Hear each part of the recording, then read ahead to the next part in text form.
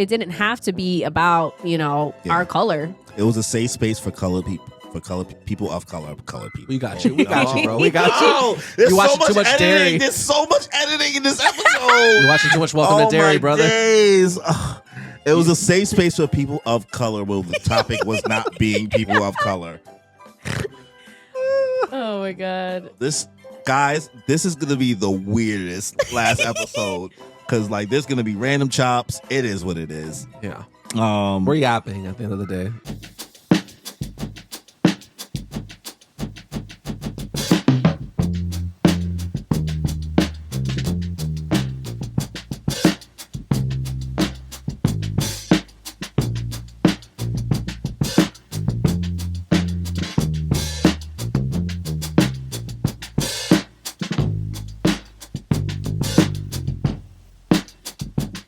Welcome back to another episode of the Moon Piece Podcast. I am one of your hosts, Roanoa Danielle. To my left is Cory Chuan. And further down the line, Kimmy-chan. And we are here today to talk to you about a little bit of what's on our mind from anime, manga, reality TV, pop culture, and everything in between. Today is a special episode. Why, you ask? It is our New Year's Eve day, final episode of the year. It's fire. We have something special in store for you guys because we are going to be giving you our top 25 movies, TV shows that came out this year that had an impact in us, something that we enjoyed. That's right. Whether or not it's anime, In us? regular TV, For us. by us. On us. Pause. No, yours was the pause. Listen, buddy, you're the only one that paused. But we keep things rolling here, as we all do. New year upon us. But we just wanted to do a little self-reflection in the content that we've consumed this year. But as always, guys, before we get into it, we will be doing what we're watching, what we're playing, and what we're saying. Not much, since, truth be told, we recorded last week. But that's none of your business. We're recording a little earlier because Christmas is next week. So we were like, okay, let's not do 2 weeks. We got lives. What are you going to do? But I think this time, Kimmy is starting us off. Yeah. Yes. Actually, one thing I did forget to mention before is that you guys know I'm on my Kingdom Hearts journey, and I finally finished the first part of Birth by Sleep. Oh, Nice. The first part is... Yeah, so I went with Ventus. She did Ventus for the first one. Okay, and cool. next there's Aqua, which is what I'm currently on. I flipped a coin for it, and then next will be Terra. So yeah, it's pretty good. I'm enjoying it. And I'm running through this next one since I already got the mechanics down for the first. Yeah. So how are you feeling about the game overall? I like it. Just like that, the episode's lasting longer. Sorry. Just like that. No, it's fine. No, we never think we have anything. And then I know. I just And it's like, oh remembered. yeah, I forgot. It feels like a shorter version of Kingdom Hearts 1. Yeah. I wish it was longer and it had more details to it, but you could tell they just kind of just shortened it. Like, oh, we're gonna give you not 3, but like a little tidbit of something. I remember when that game first came out after so long, after the second one, it was like, this is it? Yeah. This is all we're getting? So short. well, it's because we wanted Kingdom Hearts 3, so we got Birth by Sleep. You know what I mean? It's something in the meantime, but Okay. Also, the game came out on PSP, so there's also a reason why the game isn't the file size isn't as big as the others are not as long. that's true. That's true. What did you think about Ventus' story and everything? AKA not Roxas, because that's just what I kept calling him the whole time. He's his own person. She did start calling him by his name after a while. She started respecting him. I did. But he's super cute. And the fact that he's, part of a little trio, he's got his squad, and it's nice. He has his own life. It's very cute. Dark Sora. That was very surprising. Vanitas. I keep thinking it's like tacos. I don't know why. It sounds like Carnitas. carnitas. There we go. I was like, what does it remind me? What am I thinking of? I was like, what am I thinking every time? Vanitas. Carnitas. Yeah. Yeah. All right. But he's cool.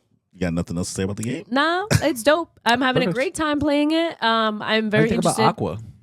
She's cute, cunty. I character design. just started. What'd you say? Good character design. Yeah, I love the character design. She's tall. Very tall. She has flowy sleeves. She's got a corset before corsets were back in.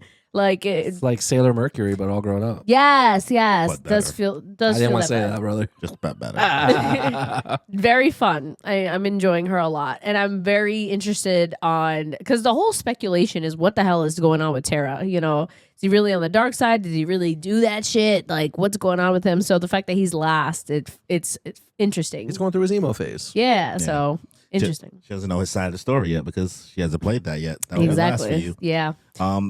I guess how did you feel when you finally realized what part of the timeline the game was taking place in? It was confusing because like I could tell I was like there's something off about this, but you could see that a lot of the characters are significantly younger, so I could tell it was a prequel. So I do look forward to seeing more parts being introduced so we know more of our characters that we already know, like what they were like before. Like we just saw baby Kyrie for the first time. I was like, oh my God. Yeah. You saw, but you also saw baby Axel. I did. Axel and Lee. the blue guy. Lee. Yeah, it was very surprising. Yeah. I was like, oh my God.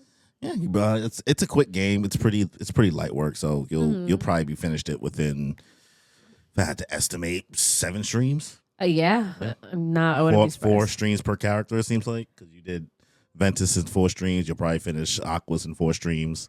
Maybe. Depending on how much dicking around you do. Yeah. Because if you didn't dick around during Ventus stream, you probably would have been finished that stream. Yeah. I went around back and I didn't even get to finish because I wanted to pick up finish the last couple things, find the last couple treasures, and I didn't even get a chance to do that, so we'll see.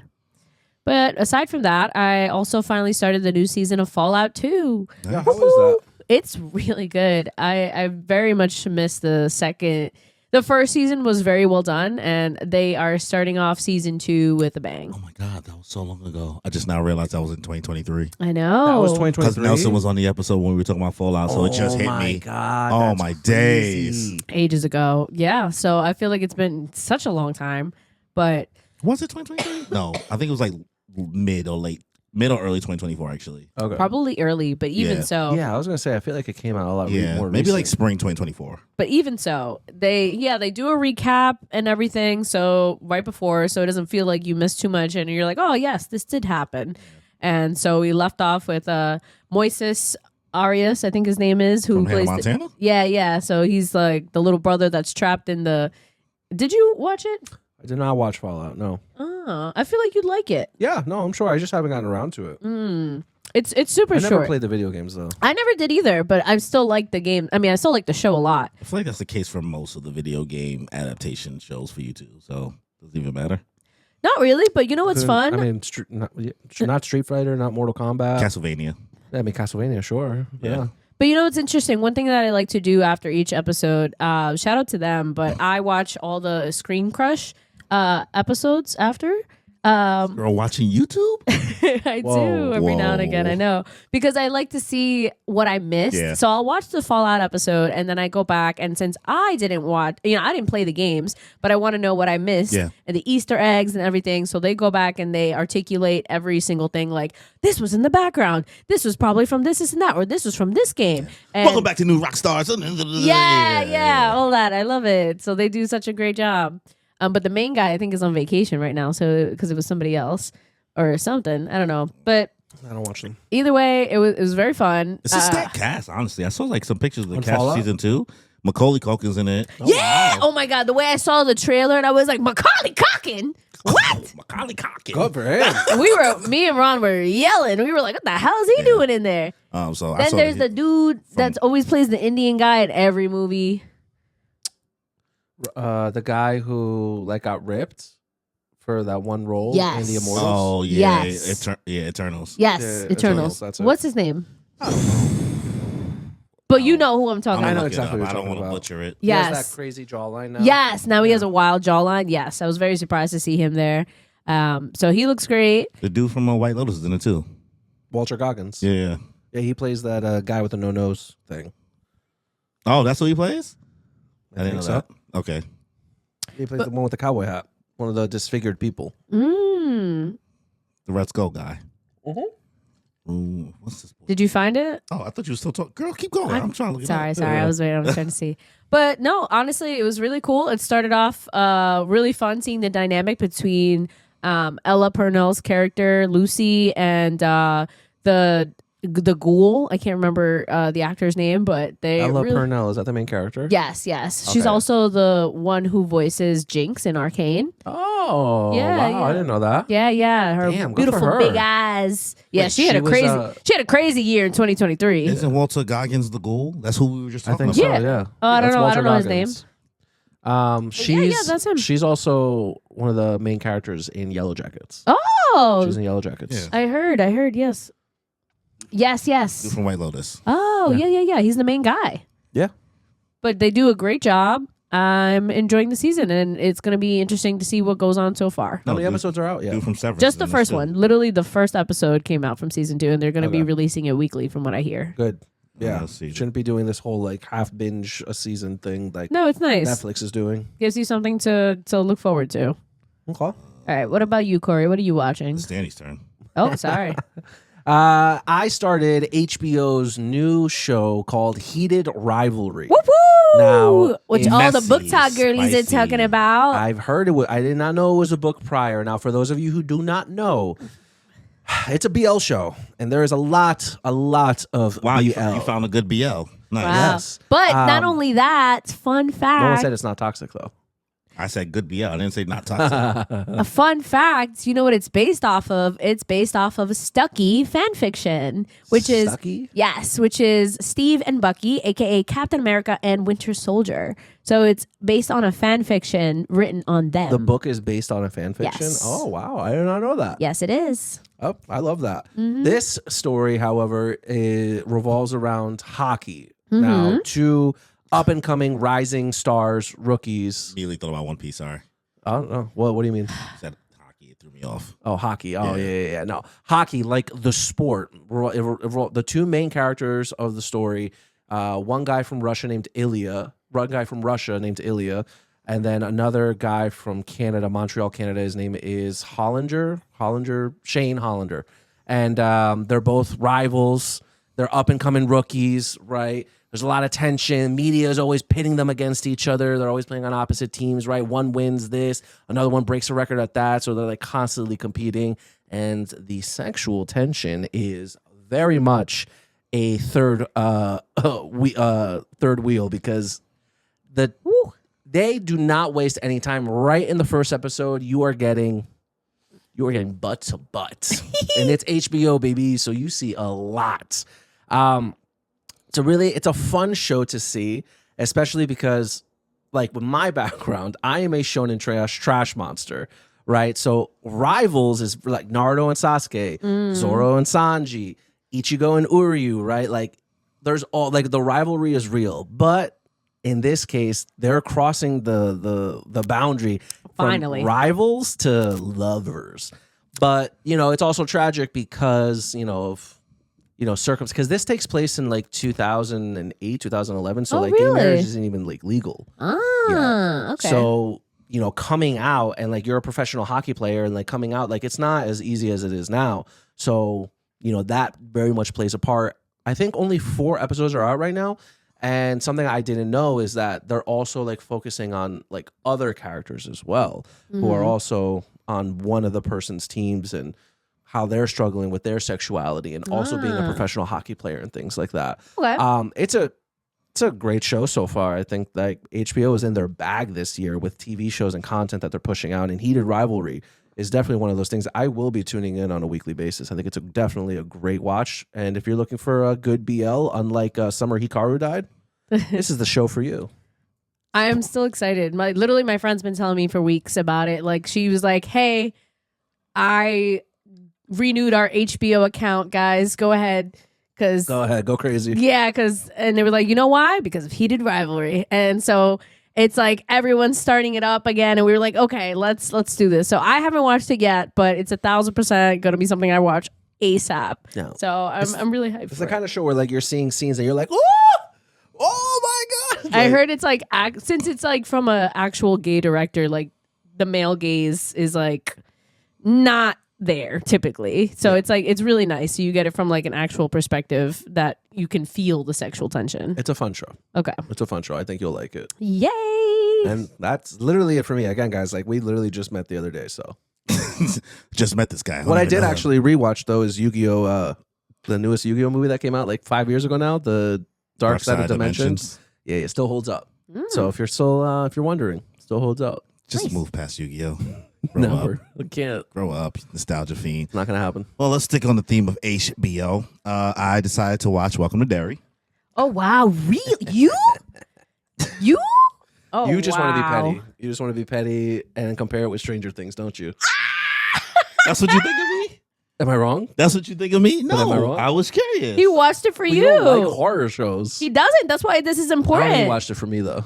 No, I watched it because the culture was talking about it. Okay. Okay. Community. If I see my African American brothers and sisters watching something and they talking about it to this degree, I'm like, you know what? I gotta know. I gotta see what's going on. Well, I'm very impressed. How long? Yeah. How far did you get into it? I finished it. Wow. Wow. How many episodes? 8 episodes. 8 episodes. Light work. 2 Right. days. Okay. Watched in 2 days. How What were your do you thoughts? feel? So out the gate, 8 out of 10 show. Wow. I was able to get through because one, I have never seen any of the It movies. I know Me neither. absolutely nothing about it. I know nothing about Stephen King's universe. Just if I misspeak, if you try to fill me in, if you try to actually me to death in the comments, or if you try to, I won't. Listen, it is what it is. I don't know anything, so I just went to this blind, especially because I've heard you say it's kind of like a prequel, so I felt like maybe I could go into this and really not know anything else. So I was able to stomach this because Pennywise's powers and everything that he does is so fucking silly. So like anime, like logic type. Girl, you've been abusing that term for like the past like month, anime logic. But it's a type. I mean, I wouldn't say anime logic. He just has crazy powers. Like he just transforms into your fears, essentially. So like him doing that, just sometimes I want to use the word takes me out as a safety net because like if it was like because there's still mad gore. It's still gruesome as hell. In my opinion, gory? it's still it's gory as hell, but the gore is offset, which what I'm saying is safety net while taking me out by how asinine people are dying. Okay. Like the ways in which they're dying. Like it feels different than like a Michael Myers or a Freddy hacking and slashing somebody and just whacking their head off, or et cetera, et cetera, et cetera. Like, bro is give me at least one example. Bro is turning into a flying baby, and like the demon flying baby demon is biting off a face. What? Okay. So like, and it's really hard to like, especially on a TV budget, I think, to really make you be like, oh, I'm disgusted. I was more like, what is most of the times during the gore and the gruesome stuff, my face was more like, what is happening? Okay. Like, more so than I was like, oh, I'm about to throw up. Yeah. Like that kind of feeling. Okay. I think the story was really, really well told. The acting, phenomenal. These kid actors are way better than anything the Stranger Things kids had to offer in regards to acting talent. I think the lore seems really, really expansive. The more I learn about it, the more I'm like, whoa. Yeah, I mean, had no idea. Based on I know it's pulling from a novel, so it's really easy for this show to have something to pull from already, as opposed to it being like an original idea, right? It already has a universe that it's based in. So I feel like that adapting that material and having ways to have like little Easter eggs that I know probably went over my head through many, many parts of the story. I still was like, I appreciate this, especially because I felt like I was watching Sinners, the TV show, because you got a bunch of black people in there. That's like, the things that's happening with them, and like kind of like during that time, because this is like right when black people black people just got civil rights. And then you have Indian, like Native Americans, indigenous people in it as well, and they're kind of trying to do the same thing that they tried to do in Sinners. Like, all right, don't fuck with that thing. Trying to tell the Americans, trying to tell the white people, don't fuck with that thing. Really? But very like hands off, like, I told you. Like, we already figured it out for you guys. Hey, white people, don't do the thing. Don't try to turn this into a weapon. Ooh. And what do? They try to come there, U.S. military, and try to turn it into a weapon. And it all blows up in their face for the most part. One theory as to why so again, like remember I told you in the last episode of the pod, like the clown Pennywise has an area of effect. Yes. Where like it makes the people around more violent. Right? Yeah. Right. And so some people are coming out with videos saying like, well, why aren't the Native American and indigenous people like, why aren't they affected like that? Why aren't they more violent? And according to the lore, you know, like Native Americans like lived in harmony amongst themselves and with the land and the surrounding area. But it was when the colonizers came in that Pennywise really like became more active, and the area of effect with as far as the violence goes, you know, the white people came and they're just more aggressive. Okay. Which is why it affects them more. That makes sense. One thing I will say about the show is because it is set during that time period, when I got to episode 7, the black spot, I was about to drop it. Why? It was. Was it a lot of black trauma? Yeah. I was just like, okay. I was like, had to do us like this. Seen it before, seen it in other things. I didn't go into this show knowing that I would have to kind of deal with. I tend to not watch a lot of like those like slave films or civil rights films or things like that delves into like all of that fucked up shit that kind of happened. Like, listen, brother, like my mother is born in the same year that this movie takes place. You know what I mean? Like my concept of all these things, like a lot of people say, wow. And I think, you know, a lot of people forget like how soon, like how recent these things were. Like my mother's born in South Carolina in 1962. And like when you try to let people know like, hey, you know, race stuff and racial things. And a lot of those scars are still fairly prevalent and like very recent. Like, people think about, oh, my grandfather was fought in this war, and I'm like, no, brother, this is my mother. Yeah, you know what I mean. And like my grandmother is born in like the 20s, and I knew my great grandmother who was born in like 1902, 1908 or whatever. So cool. Like it's like I have these contexts for all this. So like there's certain moments I'm like, I don't need this right now. So like that almost took me out, but like it did save that really really hard moment towards the end of episode 7. But it was a rough watch for me for that moment. Episode 8 for the most part, like the finale and everything like that, I thought it was okay. I didn't really love the finale. These kids, I got attached too early because like I thought I was gonna fuck with the 2 little boys. It was 2 little boys I thought was gonna be the main characters. It was not the main characters. Oof. Right? It was not the main character. You looked at that real quick. Like I was like, okay, these are our guys. One's funny. The other one's a neuro. He's not great, but he's just like he's on one, but he's locked in. You got the nerdy girl that likes to read. They got ambition. They feel bad. Like they gave them all the pro tag. Yeah. Like you would have thought that these were the main characters for real. They were gone by episode 1. Yikes. I said, "Oh, word." I said, so who's next? Like that one girl, Lily Bainbridge, who I think really had it bad. Lily Bainbridge character, annoying on screen, felt no sympathy, was over it. I get it. I just don't care. Once again, because of the setting of the plot of this movie, makes it really hard for me to be empathetic or sympathetic to anybody who is Caucasian. Okay. Valid. So like it's just like where it's like I'm just sitting here like like you let these cops trick you into like getting her father put into jail. Like like there's a lot of things. I'm just like, my days. You like Richie? This is triggering me, and it's trying to scare me. So it's like this was a recipe for me to just walk away. You know what I mean? But I pushed through. You know what I mean? Because it wasn't bothering me that much. Because the story was still that intriguing and Pennywise and it spent more time talking and them trying to figure things out than Pennywise being present and doing the killing and all that stuff. So how did Richie feel, especially in his scene in the black spot? My nigga Ricky Ricardo, the one Spanish kid, the one Cuban kid. What happened? So they like kind of re-up on our main characters again. So like the main cast becomes like this. Well, she's the one white girl, Lily. Then there's the one black girl, right? And then there's who also survived the first round of like the main character kids. Yeah, I just want to give her the idea of who our Stranger Things main cast is in this group, kind of, because it's kind of like you said, you wanted to compare it.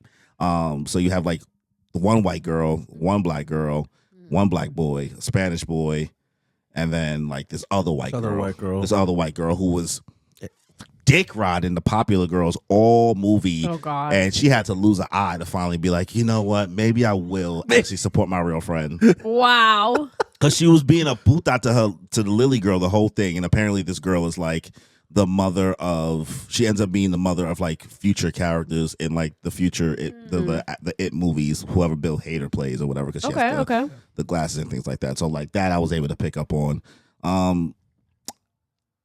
Once again, it was good. I do think it's good. I do think it's good TV. I did enjoy myself. The one thing that we have not talked about is what did you think of Bill Skarsgård's portrayal of Pennywise the Clown? It's fine. Wow, that's all you have to say? I don't know what I'm supposed to like compare it to. I don't know what I'm supposed to compare it to or what I'm supposed to get to it. He was mostly just showing up. There was usually effects on him going on, and he was kind of just acting asinine over the top. And Creepy that was his clown. role. I guess when you say like acting asinine makes it seem like It is stupid asinine. and Everything silly. is asinine and silly.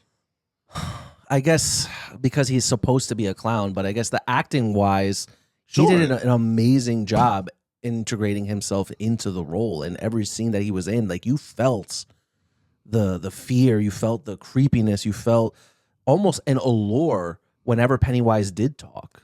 I think the problem is that, like, one, since we don't know that universe, we don't know like scariness.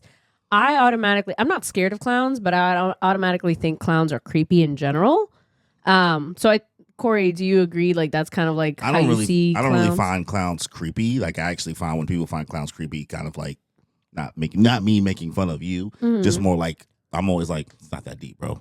Like if I see a clown, it's fine. No, I know for people. I don't know if you guys remember, like back when the It movie first came out in like 2016, like the remake, the actual clown people going around trying to kill and stab people. Yes, I remember that. That was like if you're like, bro, if you like walk down the street and you see someone in a clown costume, you're gonna freak out. She's asking about me. I'm not asking about. I'm asking about you. Yeah, and I gave the answer. You're telling me about a whole bunch of other people's experiences. I'm saying it's not that deep. That's how I see it. So like him being a clown, he was acting, I'm going to keep on saying the word asinine, because what he was, the little jig, all that stuff going on, bro, like it's silly. Mm-hmm.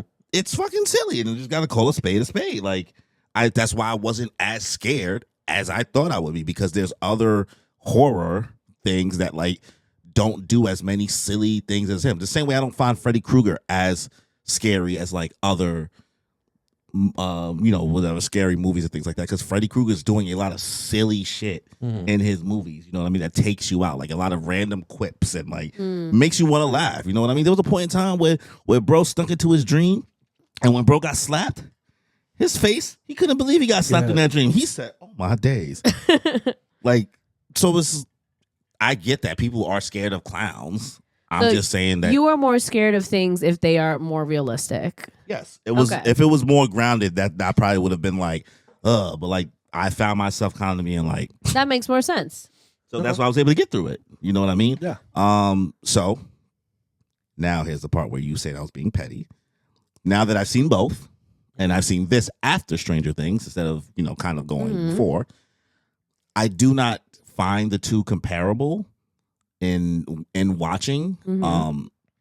Just because I can tell that like the audience for this It movie is really, really completely different of who it's trying to reach for, like light years different. Like even the amount of ripping apart of people's heads and like the amount of like deaths that happens to the cast and the main kids or just other people in the story. Like this is something that Stranger Things was never and would never do. You know what I mean? Like this is specifically for adults. Yeah, this is you should not, like a child should not be watching this show. Whereas like children watch Stranger Things. Yes. You know what I mean? Like that's like a family friendly program that's trying to do something within the realms of it being one's PG-13, the other one's rated R. Yeah, so exactly. It's like two different things completely. Two different vibes. In my eyes. And so all I was saying was if you're asking me if I prefer a rated R version of a group of kids fighting a demonic entity in a small town, I'm going to pick the rated R version over the PG-13. That's just my preference. Yeah, I mean, sure. And that's just also my bias showing. That's why I said last time, where like my problem with Stranger Things was that I watched Welcome to Derry first. So me watching something more serious and more realistic, in my opinion, in Welcome to Derry, and then to go and watch Stranger Things, I'm just like, it's just not hitting. I'm only calling slight shenanigans on that because you've been watching Stranger Things the whole time, and nothing about Stranger Things. What do you mean the whole time? Like you've been watching since season 1 for years. Since the season It 1. movies came out, I think the same year, 2016. There were 2 movies that had come out. But that's why it's like, why would you even compare them if you know the vibes were different? Like you knew because the premise of the shows are extremely different. Are extremely similar. It's just the rating of the shows that's different. It's just kids one's getting darker, into shit. the other one's not. Yeah, I mean they're both That's kids. it. They're both kids And getting into stuff. Telling you like, what my preference was. My preference was Welcome to Derry. Yeah, and I said it before, like my whole spiel. Yeah, that's fine. I'm just trying to say like I don't even put them as a comparable. Like they're just for 2 completely different audiences. Like I think Stranger Things is doing a great job at who the audience is for in that age group, and I think Welcome to Derry is also doing a great job for the audience of who that is for specifically. I think that Agreed. I think that it delivered, both products delivered how they were supposed to. Now, for me, my preference is I do think I have way more fun watching Stranger Things, and I enjoy the cast and the cast chemistry more in Stranger Things. Like I have fun watching that gang, and I believe in like their relationships and their closeness and everything like that. So even though I said the acting may be better, but who the characters are, I think are more memorable in Stranger Things. And, you know, it is not supposed to be that. It's a 27-year cycle. I understand, bro, exists everything, everywhere, all at once, in all places at times. So, like, I understand all those things and why I'm not supposed to be attached to any group of kids at any point in time, because anybody can get clipped any moment. But I kind of enjoy that chemistry more. Like, I enjoyed the acting more in Welcome to Derry, but I didn't see the chemistry as much between the kids. Do you think the chemistry would have been the same if you're comparing season 1 of Stranger Things to season 1 of Welcome to Derry? I think season 1 of Stranger Things chemistry between those kids is better than the season 1 of Welcome to Derry. That makes sense.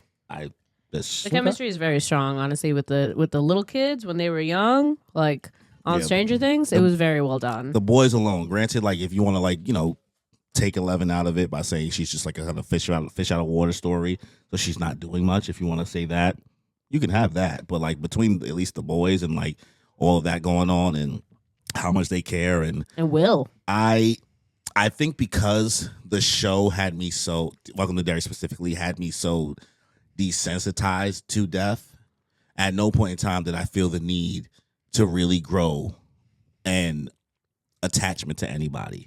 I was just like, this nigga might die though, so like how much am I really going to invest in this character? And it also doesn't help that I know that it's an expanded universe, and I know that there's other stuff that's connected to it. And from what I've seen, at least, a lot of these people, from what I know, at least, this come out of pure ignorance. I haven't heard anybody talk about or seen of these character names and other it stuff. So it's just like, even at that point in time, I was like, I'm only supposed to care about maybe like 2 or 3 people right now, truthfully, in regards to the greater universe of it all. Well, yeah, the prequel, none of that happened in the books. Some of the things were mentioned in the books and everything else, like the black spot burning down, you know, that happened. That was mentioned in the books. It's mentioned in the movies, and some of the other incidents. For instance, season 2 is going to take place in 1935, and then season 3 is going to take place in 1908. So it's going to keep going back 27 years. So I think that they're just expanding in that, and they're just going over the major incidents that close out Pennywise's cycle. So yeah, no, you're right in that regard. You know, none of these people, a lot of them are brand new. Yeah, so it's like they're not supposed to matter as much, where I think the tie with Stranger Things is that we spent this time with all these characters and watched them grown, and that kind of adds a deeper attachment, because if one of them does die at the end of this, even one from this cast, it's more impactful than any death that happened in Welcome to Derry. That's true. Like, and that's just like the automatic. Even though the deaths haven't happened yet, and I understand, but if just one dies, then it'll mean more than Richie dying. You know what I mean? As much as I was sad and it sucked how he went out. Once again, short amount of time, nothing wrong with that. If I had to compare the two, but I would prefer to not compare the two. Yeah, but if you're okay. Like, I was going to say, as far as the death goes, if you're comparing the two, you should keep it to season 1. So if any of the kids in Stranger Things died in season 1, would it have been as or more impactful as, we're just using Richie as an example, dying? I would say, because obviously you can't compare a show that's been going on for 9 years. If I compared season 1 to season 1, I would say Welcome to Derry spends a lot more time with a lot of other factors outside the kids. A lot of adults too, like a lot of the adults, the military and everything. Whereas like Stranger Things is way more. It's like 90% about kids. the kids. Yeah. So if that had happened in Stranger Things in season 1, it would have been more impactful because of how much time was spent with those kids in season 1. Whereas Welcome to Derry is balancing the kids, it's balancing the murder mystery with the cops, it's balancing the military, it's balancing the mother deciding to move to the town. It's so, a lot of things going on, right? And it's all intriguing, but at no point in time did I feel like I got to spend enough time to really be like, man, this death really hit me besides Richie. And even then,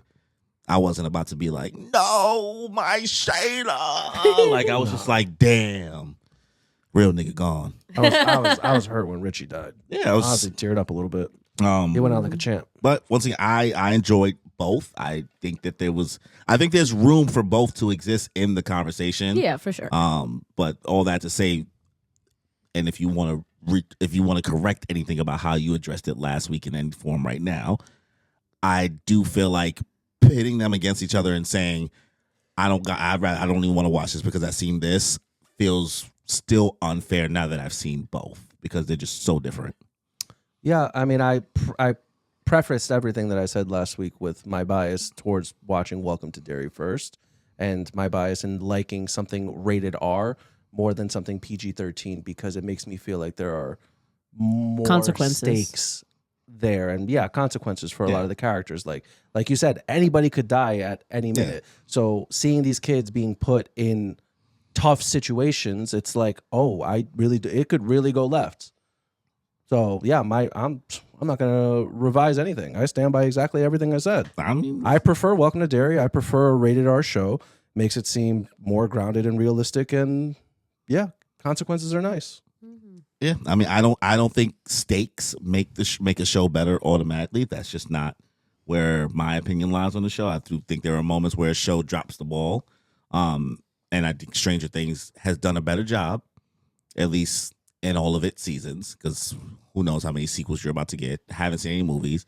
My preface also sequels for what? Sequels, prequels, for everything it? for it. Like everything it's for only it. Gonna be 3 seasons. That's it. Yeah, but then you got the movies too that count essentially in this universe. You know True. what I mean? So it's like there's so much. Like also like the credit I also want to give too, because I'm thinking about storytelling itself, is this is adapting from something else essentially. Like it had source material already to work with, where it's like, touché. I want to give Stranger Things the credit for being an original idea. That's true. You know what I mean? Like there's not many of those. Give it all the flowers you want to give it. Stranger Things, like you said, is a completely separate show. So I don't know. I'm just saying, like you pit them against each other. So like I feel like I have to address that part of it as to why I think people should watch both and not be like choose one or the other. That's true. Just think that both can exist in the same space. Understandable.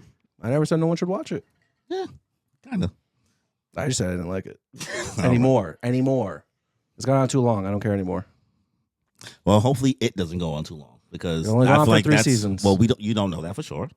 All right. So that's another thing. But this has so much source material and there's so much stuff in Stephen King's world that But those are like separate stories aside from it. There's like they The already- Shining, Doctor Sleep, Dark Tower. yeah, but like bro brought up like this hotel thing. I know this is a hotel thing. Like this, That's in The Shining. I don't know what you're talking about, but Okay. like I said, I don't know. The movies are already out. Yeah. The Shining came out in 1970. But it looks like they might want to make so much stuff to stem out of this, which then at this point you're entering the same vicious capitalism cycle at the end of the day. They could, but the content's already out, is what I'm saying. You know what made me laugh? People were like, someone made a TikTok that was like, if Stranger Things was written by Stephen King, be like, oh yay, we beat the bad guy. What should we do? Gangbang. Like, oh yeah, ugh. yeah. That's how Stephen King give it up. Yes, with the children. So in the first, I mean, you never watched the first. Yeah, it's crazy. I were don't know if you we were should about even to talk ask about me? it on the podcast.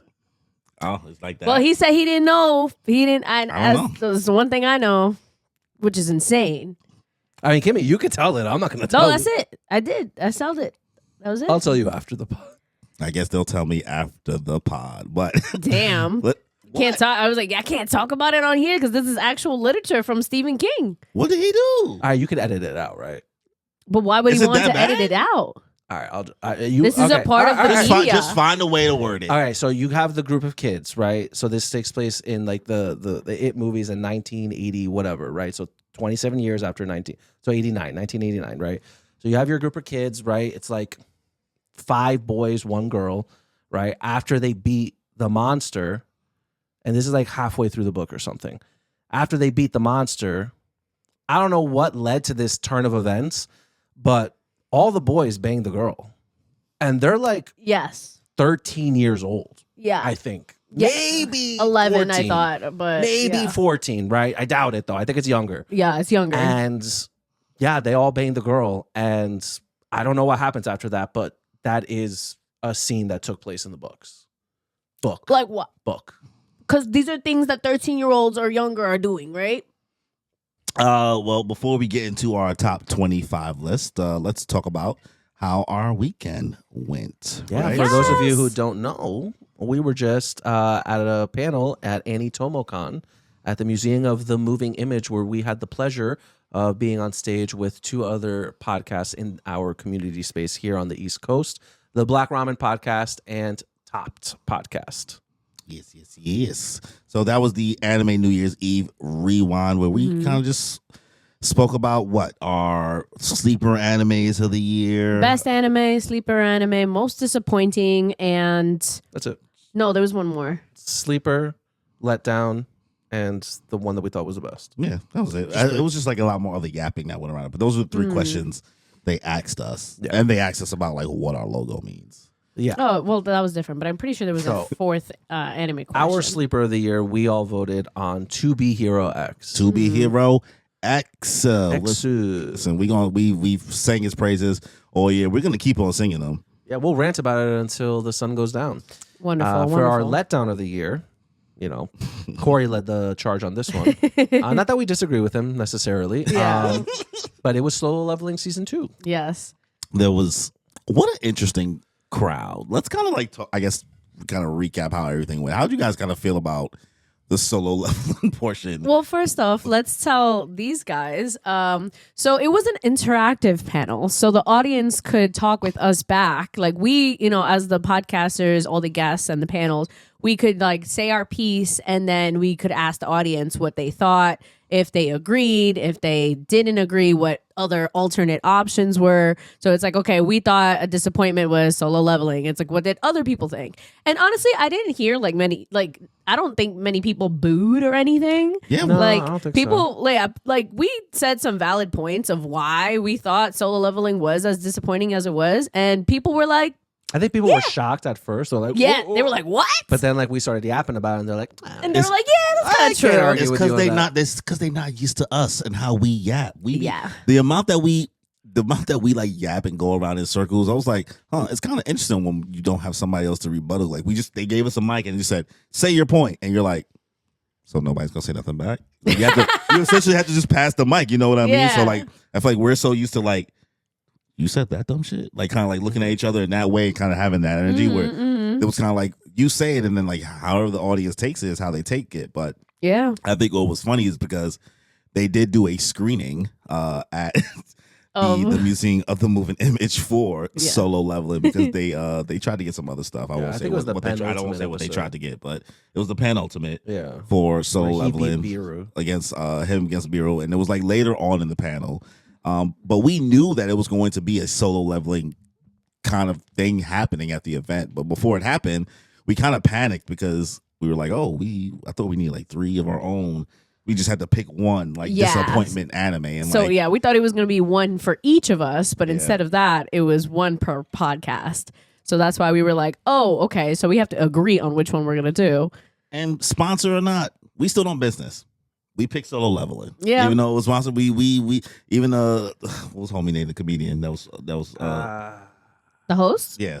Alex? Yeah. Alex, there we go. Yeah, Alex was like, he looked at me at one point, he was like, man, they sponsoring us, right? And I was like, listen, we're gonna be who we are at the end of the day and say what we're gonna have to say. We didn't slander the show, we just said it could be better. He said something to me too with like at the end they like polled the audience to see like what the anime of the year was, and it was like the Demon Slayer movie. Yeah. I was like, Demon Slayer? Yeah. He had to look at me like, bro. He was like, chill. It's over. well, Kimmy was trying to take his job the whole time. No. Yo, Kimmy, guys, I've No, it never wasn't. seen this Yo, girl. bro, honestly, son, it was so funny. Listen. If you've seen Kimmy play Marvel Rivals, you think she's in the zone there? She hit flow state. Stop. Up on that stage. The way that she was like. Kimmy was having a great time trying to be a co-host on the stage. I was just assisting. Our best anime of the year, though, was.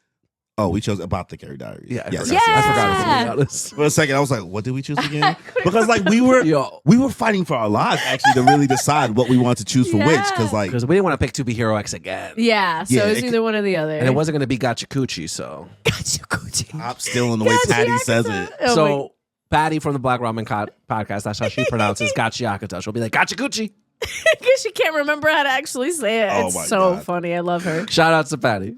Yeah, it was a great time overall. Yeah, very wonderful. How'd you feel about the event, Danny, from your perspective? So we can hear how you. I mean, you guys. That was your first time, you know. Yeah, you haven't actually been. You guys did a with us. panel back in Anime NYC, so With Anitomo, yes. you guys were able to do something else. Not to the same degree. You know what I mean? Like, definitely I not. think your the thing same was degree. bigger. No. It was No? it was more people, but like it wasn't. We weren't doing the same. Yes, thing. we were only there for a very, very short amount of time. And yes, there was more people, but it really wasn't. It wasn't even as interactive We with didn't the speak as crowd. much. It was mostly just like they just came to watch the shenanigans happening. Well, you guys seemed extremely comfortable on the stage. Right when I got there, my heart was pounding out of my chest. Wow, And then, like, you held it really well because you couldn't tell. well, like as soon as I started talking, it immediately went away. Okay, good. As soon as I started talking, I was like, oh wait, we're potting. Oh wait, we do this all the time. I got Cory and Kimmy next to me, Larry and Seba right there. Like we've collaborated with them multiple times. There we go. So like, yeah, and then at the end of the day, it's about anime. So like, what are you gonna do? Yeah, I think maybe having him in the middle was the best idea. Yes, actually, that probably made him feel comfortable. He was like, "I got mom and dad. I'm okay. I'm safe." Mom and dad. Listen, you see trios in anime all the time. We're a trio. We're Team 7. Yeah. Woo! That's Naruto, by the way. Oh, okay. I was gonna ask. She wrote out. She wrote out though. She wrote out. She said, "Team, bitch." You a real one. I thought it was a One Piece thing. I don't know. No, it's Naruto. Yeah. I'm surprised you guys remember something other than One Piece. Yo, We why have she got- Naruto tattoos. Why she got smoked right now? Y'all never talk about Naruto. Because No, it's we talk- over. It ended in 2017. What is there to talk about? Boruto. It'd be I was nothing gonna but say the- this one. No, we don't talk about that. That's Anyways, but it was a really great time, and I think it was really fun. I love the interactive aspect of it. The fact that we were with other people that we at least somewhat knew, because I at least knew, I knew Patty, and then I knew Seb. I didn't know Larry. Meeting him for the first time was very cool. Yeah. You knew Patty? Man, Yeah. we did. At Anime NYC, we interviewed her as for one of the people in the episode. Oh, I did not know that. He didn't watch that. I did not. That's actually crazy. Did you watch my first 20 minutes of that episode? I did. That's why I was like, that's crazy. How he went 20 minutes by himself. She did, but she doesn't watch any other app, so don't let her win this. No. Just don't tell him that I was supposed to win that. You didn't need to tell me that. I know you don't. Oh my god, it's just been a while. I used to watch it. You all watched the time. Beyblade match yet? Not yet, but I watched the clip.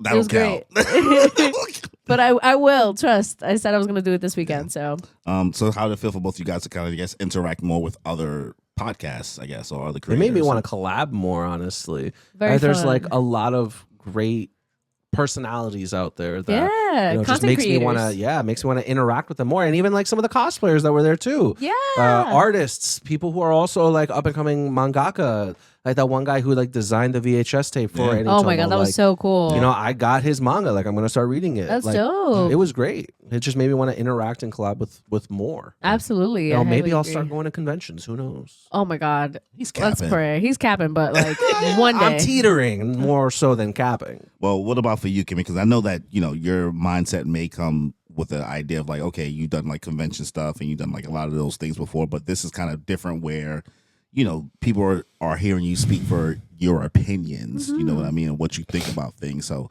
how did that feel kind of interacting with a lot of different people in our space? Because even you interact with a lot of cosplayers, but you don't interact as much with creators as much as, because me and Danny do more streams for like One Piece where we collab with other people. So I guess how was that like for you?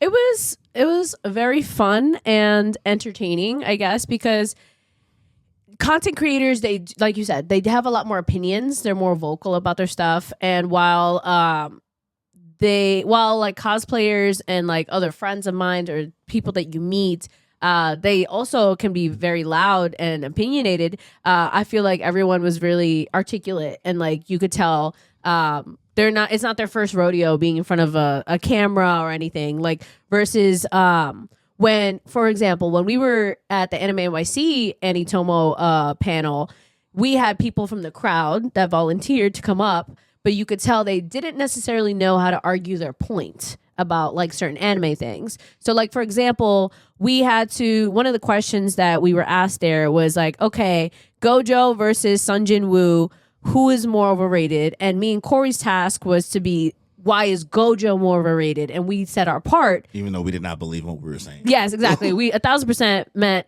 Sun Jin Woo was, obviously. But the other person, they were like, well, I'm actually a Sun Jin Woo stan, so I'm just going to talk shit about Gojo. And it's like, that's not what you're supposed to do, sir. This is literally, like, the point is to do the opposite. So it's like, these are people that actually know how to communicate very strongly and in a well-versed way with good, I would say, media literacy, I would say. So it was cool. I liked it. Like you said, you guys have worked more with more content creators than I have, but or at least in the podcast realm. Yes. Yeah. In regards to like yapping, we've had opportunities to yap with more people and like in regards to the streams and things like that. Like, yeah, we've had plenty of guests and things like that we've all met at the same time. But like in regards to the number, we've had more opportunities to do so. But it was a great time for me. It was an emotional moment for me because later on that night I was a little too drunk. Oh, it was really sweet, guys. It was a lot for me because I was just like, yo, this was real. Because like, I understood that Danny was like, I felt like I was uncomfortable at this point in time, but then I got comfortable. And then like there was a picture you sent. I was sitting here like, nah, niggas ain't fucking with us. Like I really was proud of what we were able to accomplish in at least what I feel like has been a short time. You know what I mean? Like being on that stage and like being chosen to get paid to yap, to talk. You know what I mean? To be a part of something. In a space like that, in such a positive space like that Eileen and Anitomo like made and things like that. Like people could have went up there and been like, oh brother, these guys stink. Like they could have like not laughed at a single joke. They couldn't have like not got any of our insiders. Like there were just so many like ways that I felt like it could have been either awkward or wrong. But I felt like what we have been able to do over these past 3 years, like in person, virtual and things like that, like we're so easily, I guess, able to insert into so many opportunities that I didn't truly realize until this time, because before it was just us two. But having all of us three at the same time was just like, it was so nice. I was like, okay. I was like, we got something here. Now, the most cringe moment for me, though, was when they played the clip on the screen, the little reel. Oh, the sizzle reel? Oh, the sizzle reel about and we showing had to, us. like, watch us. Yeah. There's one thing when I edit us, right, on the computer. There's another thing where even if I put us on the TV and watch the episode, or I listen to my headphones, that being the equivalent of a movie theater.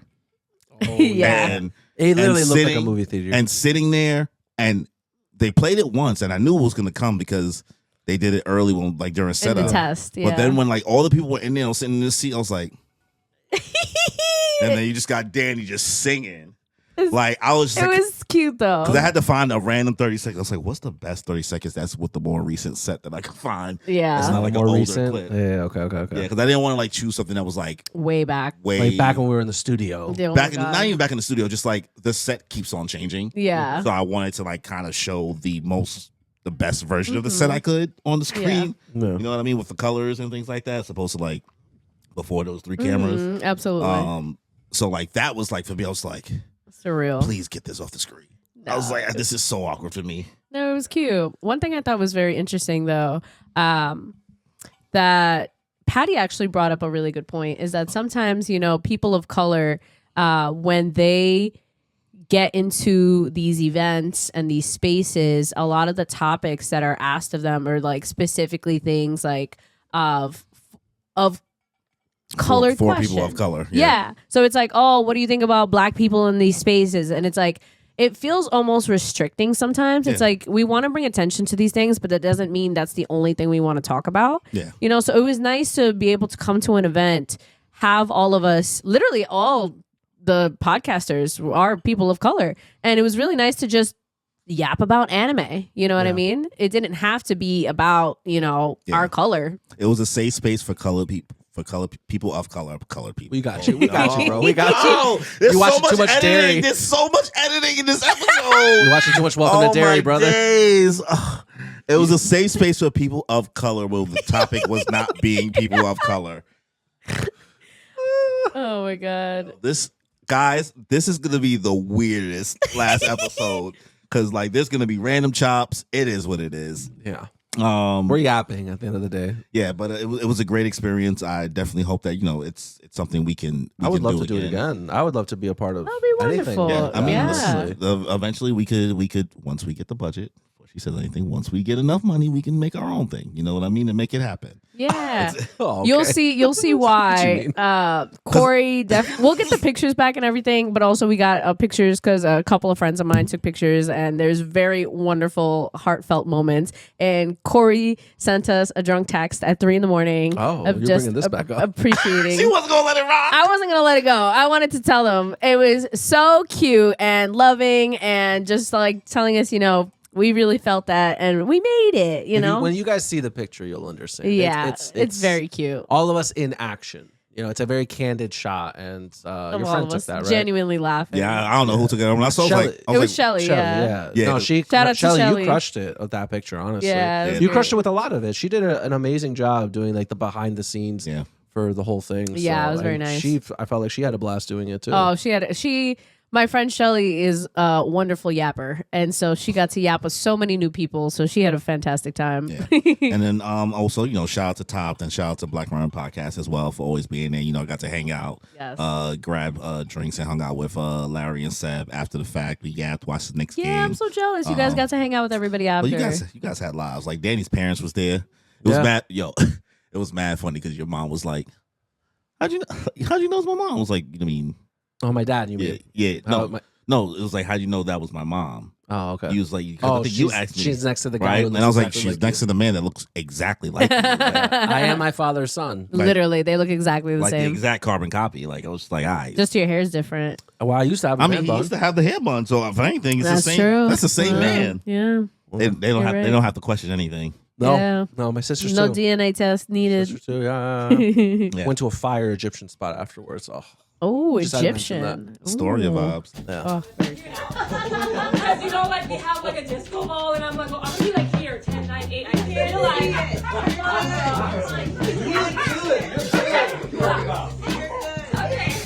It don't matter. So after underneath there's a wrap.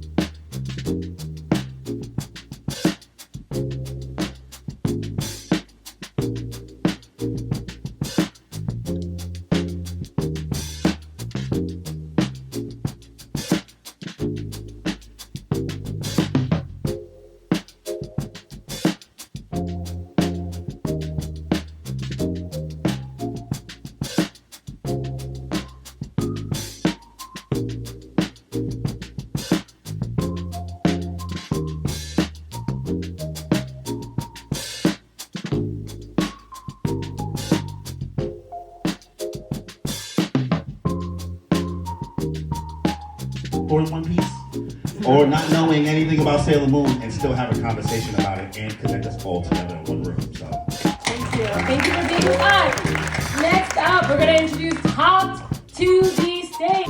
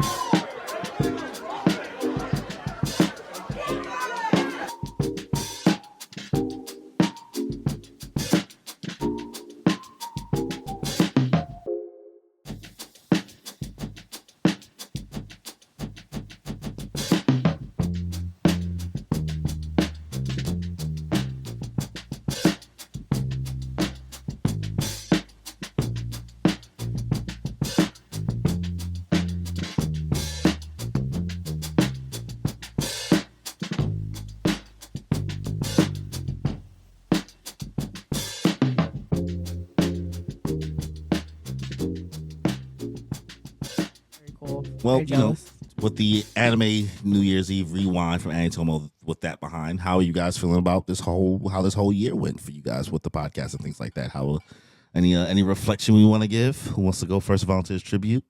I'll go first. I think we have really made the difference, and I know we consistently talk about how this gets better and better, but it really has. Cory, we really have to give it up to you for like. We got purple lights. We got consistently going up in equipment, in editing, in style, in furniture, like constantly changing the backgrounds. Like he loves to change things up, guys. This is all Cory's doing. And he's a fidgeter in his own ways. Yes, exactly. But it's a feng shui. It's a real thing. But also just us. And, you know, I think us continuing how hard we've been working at this, but also just evolving, like topics we go over, how we do it, integrating more and more content creators along with us, integrating ourselves. Like, hey, this is the first year we actually streamed, so that was a huge accomplishment. You know, we didn't do that before, and I think it's integrated really well into our schedules. Yeah. How's that streaming journey? I guess on all fronts. I know you have your opinions on both, but even still, like, you have opinions on how they've both been going. But how you feel about both of those throughout this year? I think it's been. You can speak about each one individually. Well, I think streaming in general has become a wonderful journey because it's something that I've always wanted to do, and I knew I could do it. I just, one, I didn't have the equipment. Two, I didn't know how or knew anything about it. And three, like, I didn't know anything about the setup or if I even had the capacity to do it. And considering I moved, it was like a whole thing, backgrounds. Like, I knew none of this. But, Cory really encouraged both of us to really, like, put ourselves out there, work towards something, and just try our best. And it's been really fun, and I've enjoyed every step of it. So let's talk about the Kingdom Hearts streams. How's that journey been the whole year, I guess, with your having people watch you and kind of go through that? Like, how's that been going for you? I really like it because it feels like I've grown a sense of community with people, because this is in particular is something that has grown for years. You know, people did this when they were children and grew up with this. And it feels like since I missed out on it, but now I get to experience it these days, people get to relive their childhood, like, fun times with me, and they grow a sense of attachment, not only towards, like, reliving that aspect, and I can bring that out for them, but also, like, they can do it with me, and they get to know me, and it's really fun. And, like, I have two separate communities between the One Piece community and the Kingdom Hearts community, but now we even have a few people that have cross-reference, and they just come to show up for us for anything, which is really nice to have, people that do that. Yeah. I mean, how's that One Piece community been for you? Because, like, that's, granted, you're the One Piece hater watching it, but even still, people still showing up for it. Yeah, which is honestly very surprising. Really? After all the things I told her, I said, hey, this is going to work. No, I figured they would, but I just feel like I don't know. It also just feels weird because I feel like there's a lot of people that, I don't know. Why would you pay attention to that? Like, because One Piece fans watching it. Yeah. One Piece fans love watching people get into One Piece. Well, yeah, that's a big thing. But you would never watch. I mean, granted, because you're not as much as, I guess, a YouTube person. Yeah. Or you don't watch streamers. You barely even know who iShowSpeed is, right? I know him. I say barely even know. I ain't say you don't know who he is. But you don't really consume that type of content. But I'm sure that you would watch a TikToker who said, I'm going to read My Hero Academia for the first time, and would find something from seeing somebody who doesn't know anything about it experience that story for the first time. I guess. Again, like you said, it's not really my content that I take, but I understand why people would do it. Yeah. So, I guess. Listen, bro, you getting fan drawings over here. That's true. Oh my God, Zolu forever. Yes, our youngest fan, so Zolu, is so cute. I love that. Stop cursing. I feel so bad. Yo, because she always apologizes and then proceeds to immediately, like, she knows what she came here for. No. I feel so bad. I'm like, do not. I tell her consistently, do not take examples from me. And said, don't be like me. Just don't say, be like fudge me. Or cheese and rice. She don't got that in her. She is fudge brownies. She is the potty mouth of the pod. Left to her own devices. That is it, so brother. Bad. That is it. So I'm like, I'm sorry, there's children here. Motherfucker. Like, it's that's literally how it happened. Like, she went immediately, like, even 2 minutes later. Well, Danny, how about you? How you feeling about how this year went for you? I feel like you're the shyer one of the group. So, like, how has this been for you? Shy or more reserved? More mysterious? It's the same thing. Mysterious? No, I wouldn't say mysterious. Either way.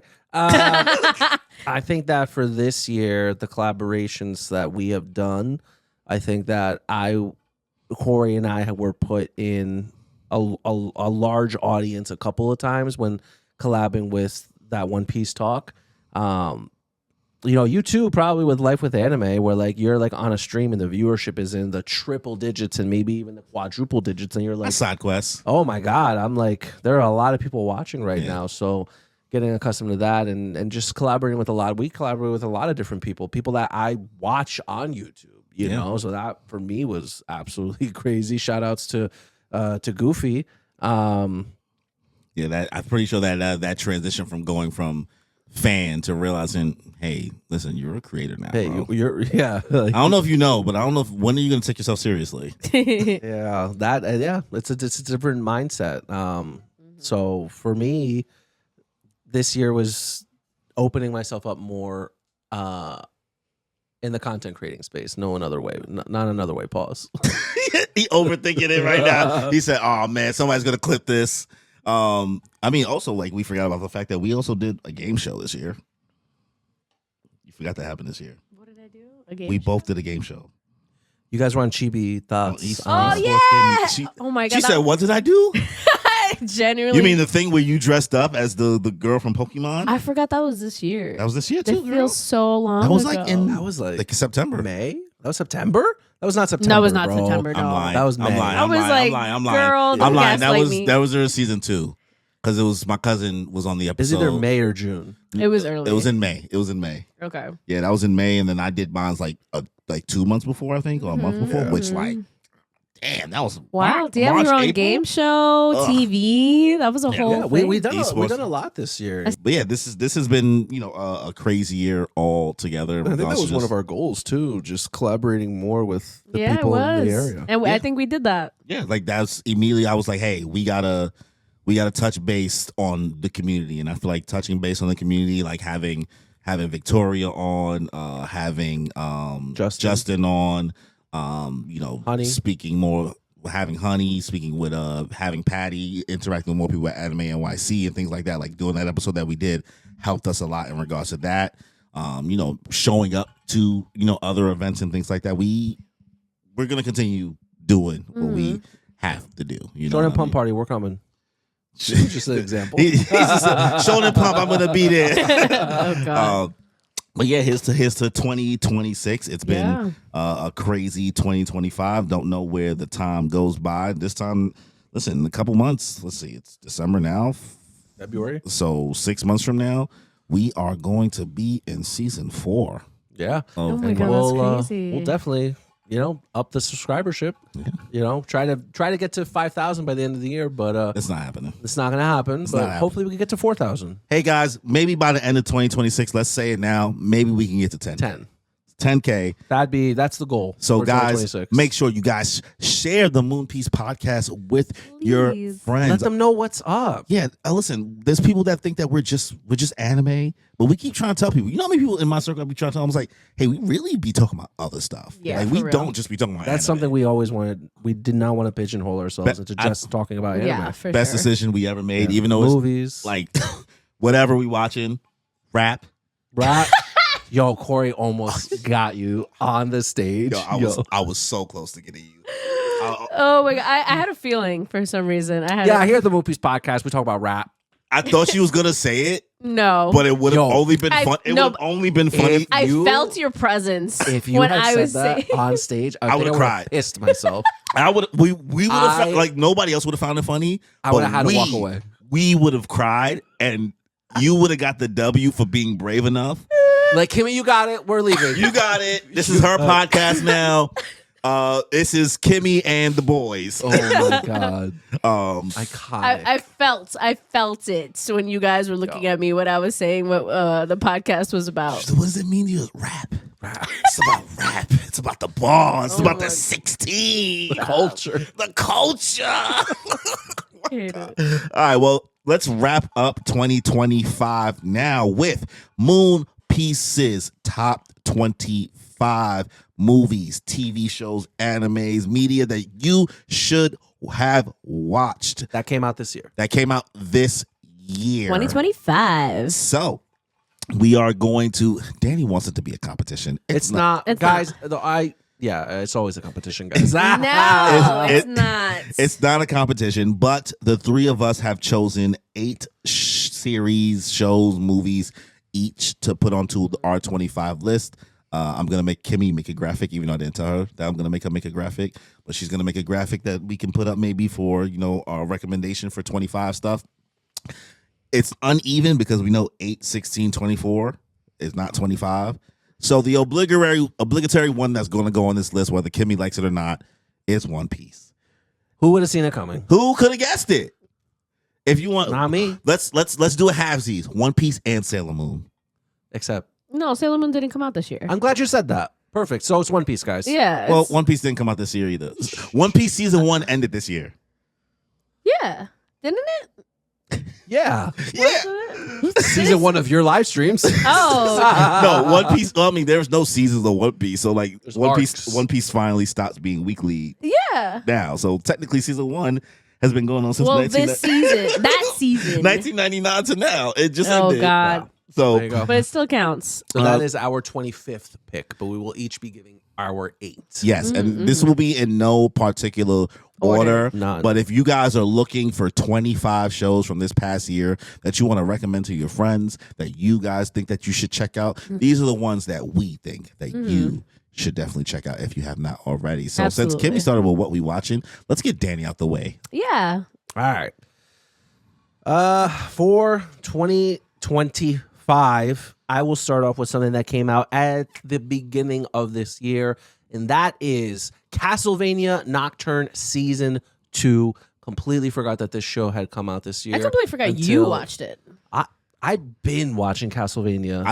I will say one thing. The clip showed during the thing, and I looked at him. I said, maybe I should watch the show. I was looking at it. I was Because like, it's fire. And like seeing that clip in the sizzle reel for Anitomo Con, like Castlevania Nocturne really just breaks the mold as far as sequels go in general, because Nocturne is a sequel to the original Castlevania series that also come out on Netflix, and Nocturne introduces you to a whole new web of characters.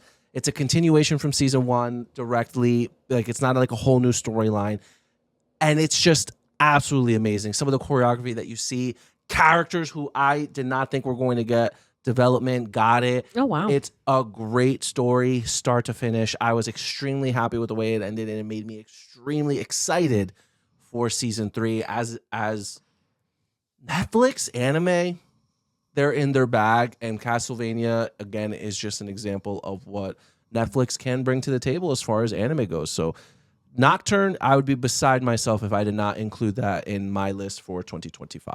So Okay. I'm glad you're considering watching it. Kimmy?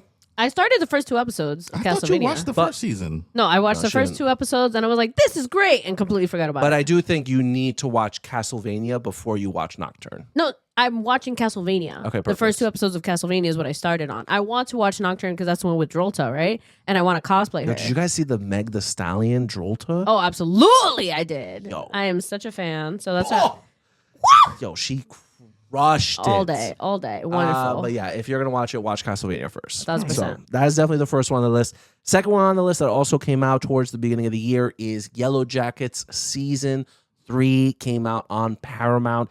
Yellow Jackets was... Cannibalism. Was that the end?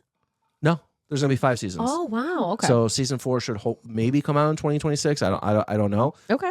But Yellow Jackets was something that I had gotten into as season 3 was airing or had just started, actually. So I had started at the end of 2024. And that was a show that really I grabbed by the horns. I was fully in it since the very first episode.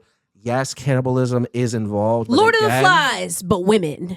what these women go through is crazy.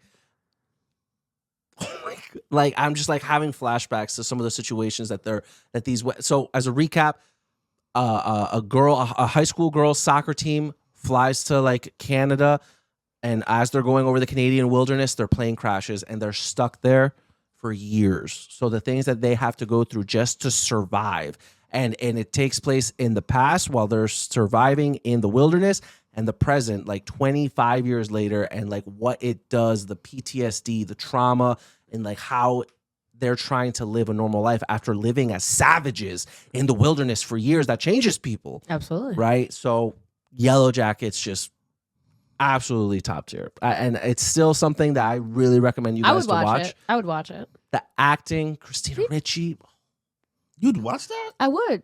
They It's not as- people. It's not as graphic and gory as like Welcome to Derry, for instance. Yeah, it's not like super duper graphic. It's like you understand what's happening, but it's not about the gore. It's not about the gore. No. It's not about the gore. Because I was like, Lord of the Flies kind of traumatized me as a child watching the movie. I've never seen that. Did you read it? Oh. You never read it in school? You don't read. Oh. Well, reading in school is you're being forced to read. He didn't read. Okay. Anyways. But he went to college.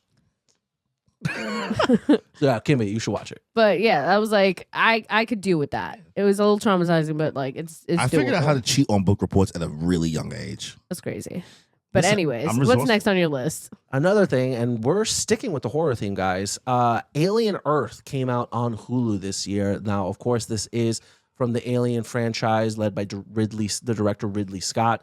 This was picked up by Hulu and Disney, and I was reluctant to be excited for the show when I knew that Disney was behind it because, you know, the Alien franchise is one of my favorite horror franchises out there, and I just didn't know how a horror franchise would be in the hands of Disney. But you know what? They stayed true to the source material, and they absolutely crushed it from a storytelling perspective. Alien has never been like an overarching kind of story with like an overarching narrative and plot. But what the show brought to the table in using the xenomorph aliens with other aliens that were also transported in the same ship as them was really well done. You know, with the whole corporations and like the way the world could be led with corporations just ruling us, like 4 or 5 big corporations just dictating how humanity lives and just playing with our lives like we're just toys. It's absolutely a great series. Also going to be a season 2, hopefully coming out in 2026. I couldn't care less if it comes out in 2028. I just want it to be good. I just want it to be good at the end of the day. So as far as a sci-fi horror series, Disney, Hulu, you guys crushed it. Thank you very much for doing Alien Earth. I, as a sci-fi horror fan, sci-fi horror is very hard to do, and they absolutely did a really good job. Nice.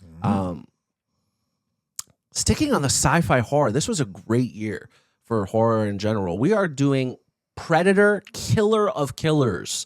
That's your number 5? That's my Number number 5. 4. Or 4. I don't know. Who's keeping track? You're supposed to. There we go. Corey. I was like, what? Who's keeping track? Literally. This was another show done by Hulu and Disney. So, I mean, I tip my hat to you. Also, a sci-fi horror alien series, but this one is The Predators, which, you know, is the original movie that came out in the 70s with Arnold Schwarzenegger, you know. I've seen a lot of people talk about Predator Badlands I've seen more positive, random conversation about Predator than Alien Earth, I think. Yeah, probably. Predator Badlands was something that the community was, and I wanted to watch that before doing this episode today because I've heard nothing but good things about Predator Badlands. Was that the one with the Dakota Fanning chopped in half on the backpack? Okay. That's her. I saw the trailer. Yeah. I've heard It's in the nothing but trailer. good things about it, but unfortunately I did not have a chance to watch it because holiday season and, you know, whatever. I can make up a million excuses, but I did watch Killer of Killers, which had come out months prior in order to set up Badlands. And Killer of Killers, as far as an animated series goes, which was the first one for a franchise like this, they did a really good job just integrating multiple different stories into one movie. It did an amazing job, action choreography wise, heartbreaking scenes. It was absolutely beautifully told, from the Viking woman to the Asian samurai guy or the Japanese samurai guy, and then the Colombian Cuban kid in the military. Killer of Killers 100% deserves recognition because, again, Predator isn't a series that like gets a lot of like limelight. You know, people don't really take sci-fi horror very seriously, but All I think about is shake your dreads. there you go. Prey came out in 2022, which was, you know, critically acclaimed and great. And Killer of Killers was the direct, not sequel, the direct next movie that came out for the franchise. So for us to get it, nobody even knew it was coming out in the sci-fi horror community. But when it did, we loved it. And again, it set us up for Predator Badlands, which I have not watched yet. And I'm sure if I did, it would be on this list. But here we are.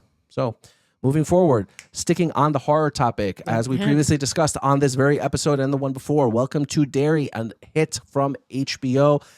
We've spoken about it enough. I don't think I need to say anything further about Welcome to Derry.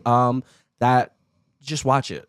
Corey did. He liked it. He gave it an 8 out of 10. I watched it, and I'm scared of that stuff.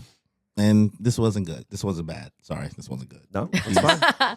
So what is that? 1, 2, 3. That was 5. That's 5. So I have 3 more. Because I'm keeping track. Sticking with the horror theme, because again, 2025 did such a good job, and there are so many horror movies that came out in 2025 that I did not watch. Is this all on your list? This is all on my list. Dexter Resurrection, which was a sequel that nobody asked for, but you know what? Guess what? We got it. Why? Because the Dexter fan base is thirsty. He's going for to talk more about Dexter, but I can't prove it yet. You know the meme, the guy at the wheel? Yeah. Oh, yeah. Like, it brought a resurgence in some Dexter memes from the past. Dexter Resurrection, guys. I see, yes. The guy sitting at the steering wheel. The surprise, He's motherfucker. Surprise, motherfucker. The same guy. It's the same guy. I didn't know that that's where that show's from. It's from Dexter. Not Resurrection, but from the original From Dexter the original series. Dexter. Yeah. I don't know if you guys remember this when I told you, but Dexter Resurrection broke records. Why? Because it is one of the only shows in the history of media to have, I think it was like 8 episodes with a rating of 9 or above. Wow. In one season. The only other show that has that is Breaking Bad. Breaking Bad, and then the one in like 3rd place is Game of Thrones, which was season 5 with like Battle of the Bastards and Winds of Winter and all that. Dexter Resurrection broke records. It had an all-star cast. Peter Dinklage, Uma Thurman, Neil Patrick Harris. Like, what? It brought back people from the original series, and it tied everything together perfectly while also setting up future seasons. Like, what? Dexter Resurrection did an amazing job. Kudos to Paramount. I am... With that and Yellow Jackets alone, I am more than happy to pay for a Paramount subscription.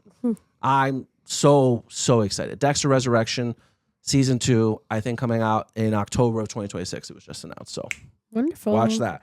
I think that's it for horror. That's it for sci-fi horror. The last 2 on my list, one, this is not horror, but it was very serious drama. Also came out on Netflix called Mercy for None. This was a show that came out, I think, in the spring of 2025 this year. It is a K-drama thriller. I mentioned it before where it was like Korean John Wick. Yes, you did mention it. Some guys, mafia, they're in the mafia. His brother, who's still in the mafia, he dies mysteriously. So it's also kind of like a murder mystery thing where like the brother is trying to find out who the killer was and holds the mafia bosses accountable, and to see his trail of destruction and, again, mercy for none, as the title suggests, he handled it beautifully. It's a great story told, love, revenge, the cycle of hatred, all that good stuff in 8 episodes. Some choreography that you see, like, I love the John Wick series. I love the Fast and Furious series, things like that, where like you see the same kind of choreography, action choreography used, just like different settings or different weapons, But what Mercy for None did was use that same kind of choreography, but in a more realistic setting. Like, you felt the punches, you felt the kicks, you felt the breaks. Mercy for None did an absolutely great job. Only 1 season. It is a limited series. We are not getting a season 2. Mercy for None, if for action fans out there, 100% recommend. Sometimes Netflix, you need just a little one and done. It was great. I do not mind that. And the last thing on my list to, sprinkle the cherry on top, a little lightheartedness for, the despair and dread. Nothing but every single thing he mentioned had killing in it. Yeah.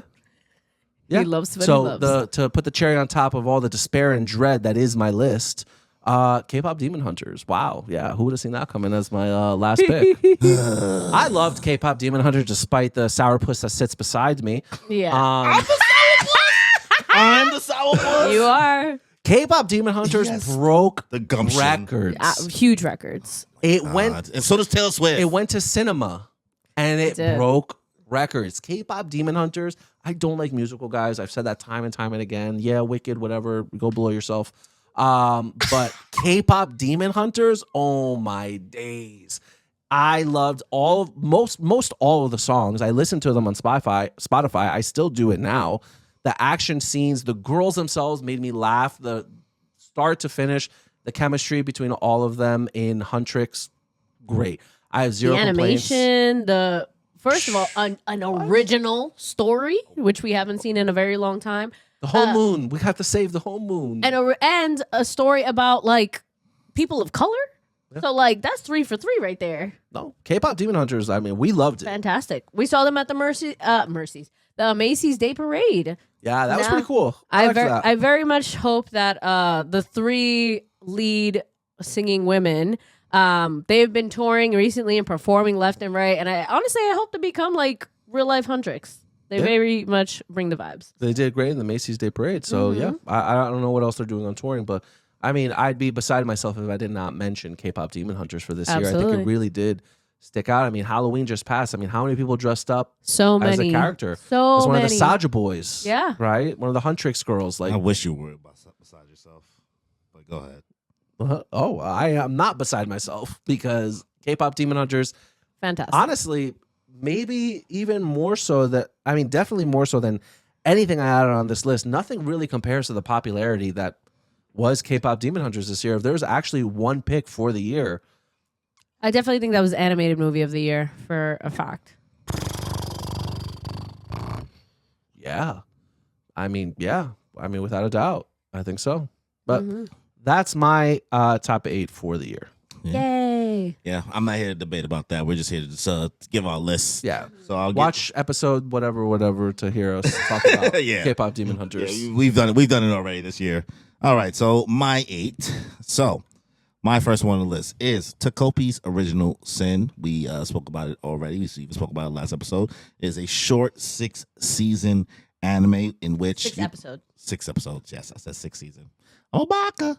But yeah, it's a short 6-episode anime. Viewer discretion is advised. Very, very dark, serious topics all throughout this anime. Things for self-delete, child abuse, so many different things going on here. But, the lessons that I think that this show teaches and, the way that people learn to navigate their feelings and learn how to navigate other people's emotions. I think that this show is something really, really important for, I think, a lot of people in the anime space right now, especially a lot of people. There's people who have self-deleted themselves this year for multiple different reasons. And I think that it's a series that can, teach people how to show more empathy and show more kindness to people around them. You never know what people are going through. So, Takopi's Original Sin, totally, it's in my list for this year. Another one that's just unanimous amongst us 3, To Be Hero X. Yes.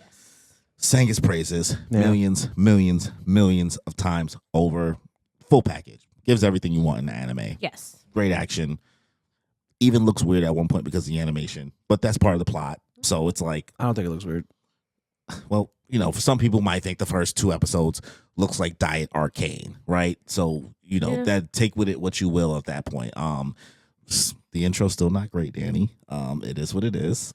The intro's great. I don't know what you guys are talking about. Everyone over here fucking glazing One Republic for Kaiju number 8's endings. And yet all of a sudden, the fucking Imagine Dragons opening for To Be Hero X. That's where we draw the line, right? Okay. It just was too slow.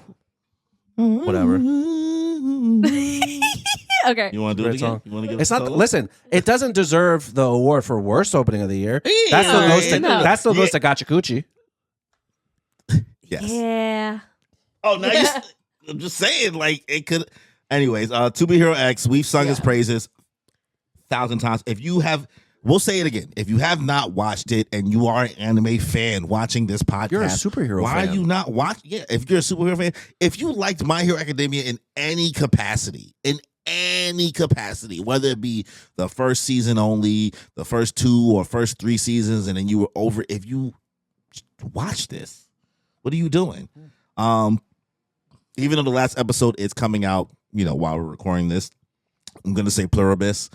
Speaking about it with Danny, I do think it's a show that has a fascinating premise. My biggest selling point on it is because if you enjoy Breaking Bad and you enjoy what Vince Gilligan offers when it comes to cinematography, I think that this show, which I was saying earlier, there's so many shows that have a lot of interesting plots and is doing a lot of things that's pulling you in to keep you engaged with the narrative and things that's just hyper stimulating on the mind. Mm-hmm. Pluribus offers a moment for you to sit back and enjoy really, really creative and smart and beautiful cinematography and creative choices in how to do a shot. You know what I mean? Like there are moments where you feel like there's nothing happening, but if you actually take a minute to, appreciate exactly what's happening with this, as somebody who still doesn't know what they're doing with these lights and these cameras and all this stuff, like how difficult that is. I mean, Danny can't take a picture to save his life, right? I can't. So like seeing how, people are able to make these shots happen within Pluribus, I think is really, really impressive. And also because, there's not a lot of actors present for certain characters to bounce off of. So the fact that they're able to create engaging dialogue while not having too many people present in certain moments, I think makes Pluribus a really, really interesting show to watch. It's on its first season. The final episode will be airing tonight, but that is in my top 25 of this year because I'm interested to see where it goes with its story. Not sure how long the series will last, but we'll just have to see. My next one after Pluribus, Stranger Things season 5. 1,000%. I still will say that it's still one of the more entertaining shows that continues to release when it does release, even though it takes forever to release. And how you feel about that and how that may make you feel about your opinion and how long it may be taking to get to its finale. Let it be what it be. But in regards to when I am watching Stranger Things, I'm having a great time. I'm having a fun time. I'm having a great time with these characters. And I think, once this chapter closes on New Year's Day, which is like 2 days after this episode comes out, we'll finally see Christmas. Well, no, there's some The episodes last that come out episode's Christmas, on but New the finale is like Christmas. So we haven't seen to this date even the part 2 or part 3 when this is recording. But this is just how I feel about those first parts. I do think,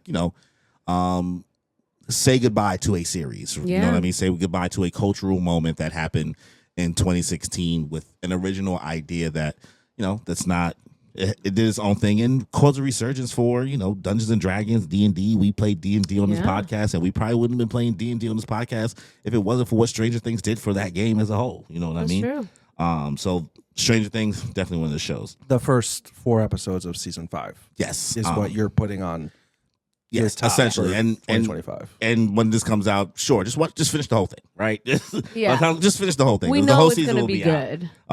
Well, I don't know. I don't know how the end is going to be. So if the ending happens to be really bad, my bad. We don't know how it's going to be. My 5th thing here, Paradise, that aired on Hulu. I didn't know you watched that. Yeah, for some reason I never spoke about it. Yeah, because it was one of those shows. I put it here only because, and I give the show a caveat. I have no interest in watching season 2 of it. Oh. Right? I have absolutely no interest in watching season 2 of it because I think season 1 was such a thrilling mystery because like the end of the world essentially happened. Okay. And basically only a few set of people within the government had like access to this secret base or whatever that's like somewhere in the Rocky Mountains or whatever that's inside the mountain. You saw it? I watched the first 4 episodes and then the thing is with me, the reason why I didn't like Paradise and everyone fucking glazed it is like I've watched sci-fi horror is my thing. Like I've watched end of the world things. So like I knew what was happening from the first episode. Yeah. So I was able to piece together what was happening, but what I liked about it so much for season 1 specifically for this, because we're talking about this year, what released, right? I do still think it was all entertaining. I think Sterling K. Brown is fantastic. Everything he does. Fantastic actor. You know who that, you ever seen This Is Us? The black guy from This Is Us. Also, he was Killmonger's father in Black Panther. Oh my God, he was. Yeah. Sterling K. Brown and James Marsden. I think their chemistry and what they had to offer in that show was really, really good. I think the premise and even the idea of like living in this mountain and how they like kind of made everything work was really, really interesting. And it felt like a murder mystery the whole time, which I love murder mysteries, right? I do too. I love murder mysteries. I didn't get a chance to watch, like if I got a chance to watch Wake Up Dead Man. Wake Up Dead Man, it probably would have been on this list, but I didn't get time to, so I wasn't going to just like arbitrarily put it there. And I didn't get a chance to watch One Battle After Another, which that probably would end up being here, but I just didn't want to like, I was trying to watch it, but like I couldn't find the time this week because I watched Welcome to Derry instead. So I think Paradise is really, really good. The only reason why I'm saying I'm not looking forward to season 2 in any form because it seems like it's going to turn into a different show. It's going to turn into something like The Walking Dead, because it's like going to turn to like a Survivor thing where people are finding it. Seems like that, and I'm not here for that because I liked the mystery, The allure, like the mystery that was in this confined space was so interesting all season. And they're jumping back and forth between timelines to like them figuring out like, okay, so why is him and the president so cool? Why is the world about to end? Like, how did we get here? So I think Paradise is an engaging first season watch, which sounds crazy to say, but we're only talking about 2025. Next one, Sinners. He took that from my list. Yeah. I mean, he had too many things on his list, right? And I was just like, I didn't want to inundate my list with too much anime. So I just wanted to make sure like Takopi and To Be Her Ex was here. But, you know, Sinners, listen, same thing I said about Welcome to Derry. If anything, it's a more palatable Welcome to Derry for me. Irish vampires, you know what I mean? Done. Indigenous people trying to mind their fucking business. Michael B. Jordan, fantastic acting. Wonderful. Playing two characters that you really believe are two different characters. Shot beautifully well, you know what I mean? Once again, back to cinematography. I feel like, you know, Great cast. the average viewer of television and movies does not give enough credit to how much Ryan Coogler and other, you know, filmmakers and things like that know and how nerdy they are about film and how things like look and like the format of things. Like I as much as I know I don't know shit, I feel like I'm growing more of an appreciation the more I have to edit and figure out the lightings and all this stuff. I'm like, I can't do that. And I just want to give their flowers. They even released the movie in the 90 millimeter setting in theaters. Yeah. Because that's how it's like originally intended to look. So, and you know, also the intentionality behind that film, how Ryan Coogler feels about, you know, the fact that he's going to get the rights to that, you know, in a couple, it's going to make a lot of years, but, you know, it's a big deal for how much money it made on the budget that it made because a lot of people didn't believe in it. I was scared to even go see it because I thought it was just going to be a scary movie. Me too. And it wasn't that. It was a fantastic film. Some may not call it an original premise because, you know, it's borrowing ideas from so many other things, but Sinners is definitely something that you should have watched this year. Agreed. Penultimate, Dr. Stone, season 5. Hey, that's a personal favorite for you. That's for me, and that's for the people that care about science, bitch. Because Dr. Stone is something that we will be saying goodbye to next year. And what happened in this season, there was pew-pews and guns and helicopters and planes and all types of shit going on. I know some inkling about how the series ends. It sounds kind of convoluted.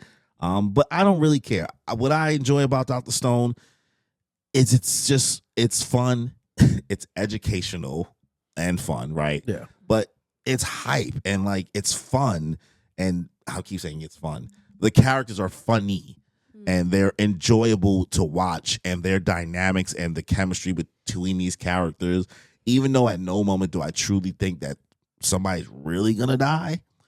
What they do in the anime and the voice acting and how they show it and how the manga has chosen to tell the story of believing these dead flags or these moments, they hit. You know, I really be thinking, I'm like, man, this feels believable, even though I know you're gonna fake out death me somehow and turn somebody to stone again. But Dr. Stone, I think is a show that for years now, unfortunately it's an anime that premiered during the pandemic. Which is just, I think, an interesting time for an anime like this to come out. Like, the end of the world kind of happened and everybody got turned to stone when all of us were stuck in the house during a pandemic. Probably wasn't the best timing for it. Maybe people wanted a sense of escapism. But if you enjoy Food Wars, Shokugeki no Soma in any capacity, if you enjoy Apothecary Diaries in any capacity, Dr. Stone, please binge it if you can. And if you haven't watched the most recent season, please check out that Dr. Stone season 4. So last one on my list. This one's for the funnies. Abbott Elementary season 5. Nice. Oh, I didn't finish the season. Abbott Elementary is a show that good old fashioned network television. You know what I mean? Like there's what We've else said is it before. We said it before on the pod. Yeah, Yeah, like, it's a great show. It's heartwarming. I need to go back. As a New Girl fan, like as somebody who enjoyed New Girl, as somebody who only recently watched The Office last year, but didn't watch The Office, I'm not gonna call myself an Office fan. But I don't have anything else that I enjoy that much that is that format of television. 20 minutes, 22 minutes, including commercial breaks or whatever. It's not supposed to be a half hour. Consistently funny. Quinta continuously finds ways to make this cast engaging in the different combinations and watching these characters grow from season to season and the production quality and The cameos. the cameos. Like everyone's pulling through for it. Abbott will, when this series is all said and done, because honestly, I'm seeing the flags. No, they've already talked about it. Yeah. Like a lot of them are trying to do, like because of the popularity of it, a lot of them are trying to do their own thing. And this show takes up a lot of their time. Yeah. So scheduling issues are already a thing. If you haven't tried to give Abbott Elementary a watch, I think it's a fantastic, comedic show. Quinta Brunson is an extremely, extremely talented woman. You like that mockumentary style thing, like The Office. Yeah, that whole cast. They're doing something special where I think this is one of those shows that will go down in the lexicon when years to come in regards to some of the best comedy TV of the 2020s. You know what I mean? I agree. I don't think there's anything else that's going to beat it out. And also, if you are somebody who works in the education field, you're an educator, I can understand watching a show like this might seem like you're watching more of what you do for work. Maybe there might be some things that you might feel don't translate properly. Maybe they're not giving a good representation of things like that. But for somebody who doesn't know much and somebody who, I'm always looking to learn new things about what I don't know about. I think Abbott Elementary does a good job in teaching us things about what educators deal with in the space, even if it's in a comedic level. Agreed. You know what I mean? Yeah, you can still learn. But yeah, I think that's everything on my list. So now, Yay. Kimmy, close us out. All right, so I got a lot more anime and silly stuff on there because I don't do horror, so that's all Danny. But thankfully, he took care of that wonderfully. So my first off, as we kind of already spoke about a lot, is Apothecary Diaries. For those of you guys who just want a little bit of murder mystery mixed with a little bit of slice of life, mixed with a lot of... If you want to, same thing as he said, Dr. Stone, science, you want to make things. If you like Delicious in Dungeon, Dr. Stone, any of these Food Wars kind of thing. Wait, when did Delicious in Dungeon come out? Last year. That was last year? Yeah. Oh, okay. You said that now. And I was like, crazy. I know, the time is ridiculous. Crazy, yeah. Like, how do we not think of that? Yeah. It was not, it didn't count. Yeah, Free Rent, Delicious. Because they came out around the same time. Yeah. I wasn't around there. Trust, I would have been on this list. But yeah, Apothecary Diaries, it was very much, as we mentioned before, it was very much the sleeper of the year. None of us were expecting what we got out of it. Highly entertaining, super interesting. And you just didn't know if it was going to be a silly episode, an action episode, or just shenanigans, or just what's going to happen. So frogs being grabbed. Frogs all over the place. Yo, yeah. You said that on stage? That shit was hilarious. Yeah. It was great. So that's definitely one of them. Severance. I'm surprised that wasn't on your list. Well, she said I already took it first. I had it on mine, but when she said Severance, I said, let me not take that from her. And I took it off my list and had something else. Yeah, I appreciate Severance starts now. Severance was such a huge phenomenon. And I feel like that was like the biggest non-anime show that the three of us watched that we got so into. I know. I'm like, you see his face, he'd be a bitch. It was a great time. Obviously, Danny doesn't think as highly as the rest of us, but I very much enjoyed it. It's definitely on my list. If it's not killy go boom boom, Danny no likey. Exactly. But 1,000%, like I said, I love a good murder mystery, and like any mysterious nature. I want to know. I want to know what's happening. And so I think it was very intriguing. Like, we had no idea what was happening, and just like, are they ever gonna figure this out? Is he gonna find a way to bring himself out together? The cliffhanger from season 1 already was insane. So to go into season 2, wild Choreography and merriment. Oh my gosh. You didn't like choreography and merriment still? No, that scene was great. The man won an award for it. He did. And kudos to him. He absolutely deserved it. Mm-hmm. Handsome man. My next one on the list for number 3 is Fantastic Four. It was so nice to get our first it was a Marvel movie that kept me at the edge of my seat the whole movie. I was so anxious, just trying to see if they actually were going to accomplish what they wanted to. Were they going to save the world or not?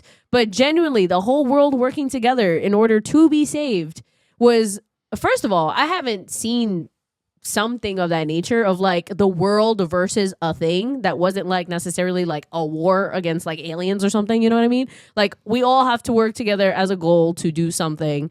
And, you know, the set of it by itself was beautiful in the, what was it, 50s setting? 50s, 40s? Yeah. I think it was the 50s. 50s, yeah. The setting was beautiful. The fact that it was just nice to have something that wasn't constant jokes nonstop, you know, in this, you know, I like a good Marvel joke, but the fact that it took itself more seriously, which still had comedic moments, very refreshing, you know, it was very refreshing. Just more stretchy. We needed more stretchy. Yes, the only thing I would love to say. I think the only flaw I will say with Fantastic Four was they probably should have just did the intro in the beginning for who they were. Because we've yet to see a good like representation of the Fantastic Four, like going to space. Like one that we know, like I get the joke for like how many times do I need to see Batman's parents get killed? Peter Parker right? get bit by but only because we've seen it done well. Not because we've seen it done, but because we've seen it done really, really well. So I think if we would have saw that, You think that moment should have happened in this movie? I think we should have seen it. Yeah, I don't think so. We've had 2 movies do it immediately already, so it's the same way in this new Spider-Man. We skipped the whole Uncle Ben thing, thank God, because we've seen it already. Well, I'm using the phrase "well," right? We've seen it done well and good for Spider-Man and Batman, where like we've never seen it done good. We can't say that those representations were done good. I guess you know what I mean. Like, yeah, I can't like, remember the other 2 well enough to. The Fantastic Four. Honestly, the first one was the only one that was really well done. Yeah, the second one was not. I've never seen Fan Four Stick, so That's actually crazy. I feel like you should watch that's actually it crazy. Why would I watch Fan Four? because it's so bad. You want to laugh at it. I got asthma. Okay, Not well, any either way, worse than the others. I definitely think Fan Four Stick was not great, and that's coming from me, which I love to try to put a positive spin on a lot of things, but it's. So yeah, so Fantastic Four 1000% is definitely on my list. Next one, actually hilariously alternate, is Thunderbolts, which actually was funny, but it wasn't corny.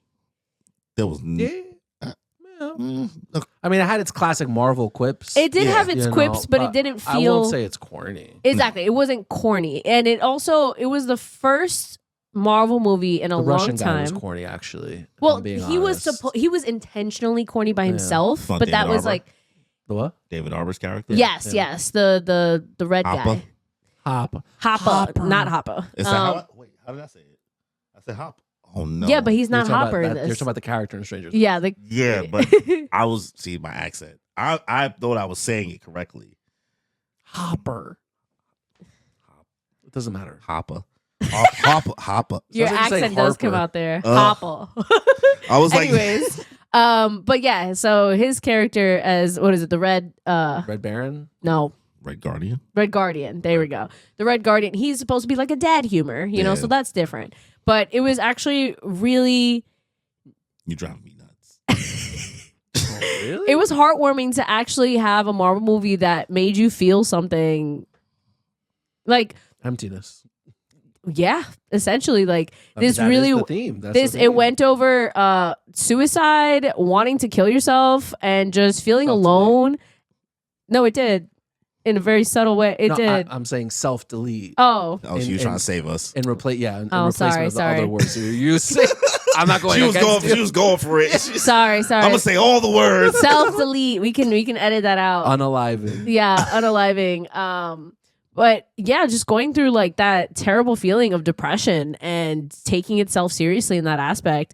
of just like all around. So it was definitely not one. It made me cry multiple times, and I've never had that from a Marvel movie. Like sometimes, you know, they have a really intense moment and you're like, oh damn, you know, like when Iron Man died and you're like, fuck, or like Spider-Man died and you're like, damn. Yeah, you're like, oh man. But like this was like heart-wrenching. Like you felt that, at least me personally, like as someone who's dealt with a lot of mental health issues in the past, like I was there, like my squad was there, and we all just like felt that. So that was very different. It was very much, if you guys haven't seen it already, it's very much Marvel Breakfast Club, as I've mentioned before, and it's very fun time. So next one on my list is Gachiakuta. Definitely think it's been a fun one. What was that? I knew you. Yeah. If you know, you know. If you've seen the video, you know. If you only audio, you don't know. Sorry. Oh. I was so confused.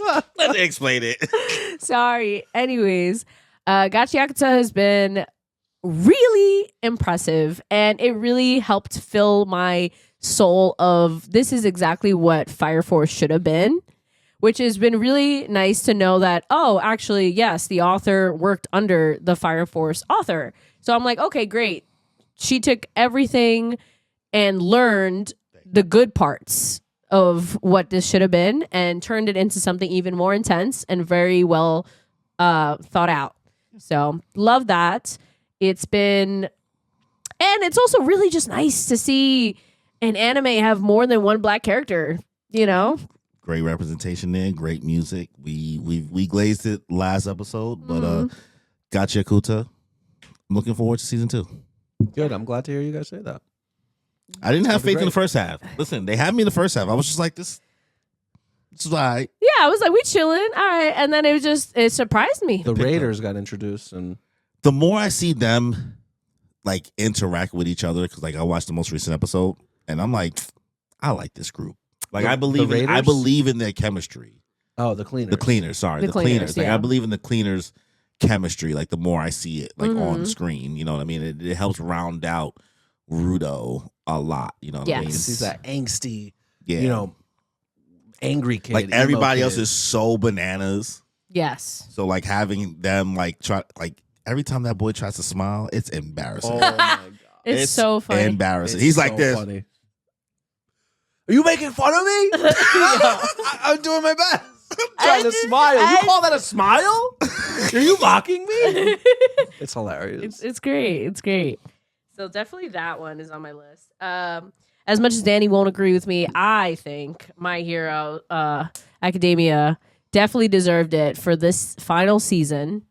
Not saying it deserved it all around, but definitely for the final. He didn't even watch it. I watched enough. No, you didn't. I read the whole thing. It doesn't count. They just adapted. You have to watch it. They put colors on a screen. No. They put colors on a screen. Anyways, so I think My Hero Academia this last season definitely deserved it. Very beautiful, super well done. You could tell the voice actors put their heart and soul into it. And I watched it in Japanese, and I will be rewatching in English because I've watched it in both languages this whole time, and I do want to see how the English cast did their part as well. So very beautiful and just heartwarming. And I'm very much looking forward to, like, hopefully they will come out with a little OVA about that last, like, time skip episode. They did y'all grimy, boy. They did y'all I was very much looking forward. Yeah, they're trying to avoid it. And also, I don't think an OVA should even be is enough. It should have been. Enough. It should have been in the episode. It should have been in the episode. I thought it was going to be in the episode. It should have absolutely. Why even make the chapter? Wild. Well, it's a little extra. It's like with Haikyuu. Like, they've been putting a couple just extra, like, chapters just thrown in there. Girl, don't shoot bail. That chapter came out, like 2 weeks after the final chapter. They had a whole year to put that chapter. Yeah, no, they could have. No, 1,000% they should have put it in the episode. I thought it was going to be in the episode, and it wasn't. I do think there's going to be an OVA. That's what I said. It's definitely going to be. They will milk this as much as possible. They love money. They will. So I, 1,000%. Mob Psycho season 5. Nah. What did you say? Mob Psycho season 5. Oh, God. But yes, so 1,000% that's in there. Next up on the list, my last of my anime Rex, My Dress Up Darling season 2. Kawaii. Is so like the animation budget just getting that huge bump and helping it be even higher quality than it is and achieve that like just cuteness of you want to see these two people get together. Also, we got to learn more about cosplay things in general. They actually did go with the like little spiel of like, hey, just in case you didn't know, little fun fact about cosplay. And they actually added like ad libs about that kind of stuff. That was wonderful. A fun little tidbit. And just increasing the ending song by itself. Like, kawaii, kawaii. And the animation style, so beautiful. I've seen like multiple rendition of artists making their own spin on it from their own fandoms and just taking, what's the word? Just taking that and turning it into their own things because it was just so beautifully well done. And I love the story. They are developing these two in such a great way. And it's such a great slow burn if you guys really want to just watch these two couples. Like, you keep cheering for them to get together. And even though they're not together yet, I'm not mad about it because I'm enjoying this journey.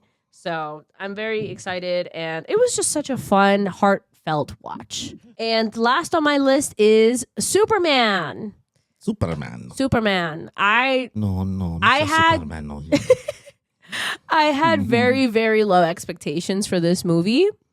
I 1,000% thought it was just going to be another Man of Steel type, just like whatever, didn't really care. Like, yeah. And like, I like Superman, you know, he's all right. You know, I never thought too highly of him because he's just like a goody two shoes. But they brought out a different side of him. I think David Cornsweet. I was like, I knew it's That's a funny name. crazy name. Let me guess, he's from Kansas. Yeah, David Cornsweet did a fantastic and phenomenal job along with the rest of the cast. The coloring of the movie alone, beautiful. James Gunn movie, right? Yeah, the film and cinematography just should have known that once James Gunn was doing it that it was going to be something light though. Yeah, like funny. Oh my God. And cute, not cute, but colorful. Yeah, it was colorful, which all these movies are so dark these days. Like they don't want to turn on the lights. And so it was nice to see something complete opposites and just actually see color here. And you have to see Superman. I don't see What? Oh God. And you have to see Superman deal with real life issues of just, yes, I just go to save the people. It doesn't matter who they are. I'm just saving them. And then be like, well, you can't do that. There's red tape. And having to sit and be like, I wasn't just going to let these people die, you know, and just having to deal with that conflict. We've never seen Superman have to like fight his way, like in words, I guess, especially fighting against like these journalists. Wasn't Henry Cavill Superman in court in like the second movie?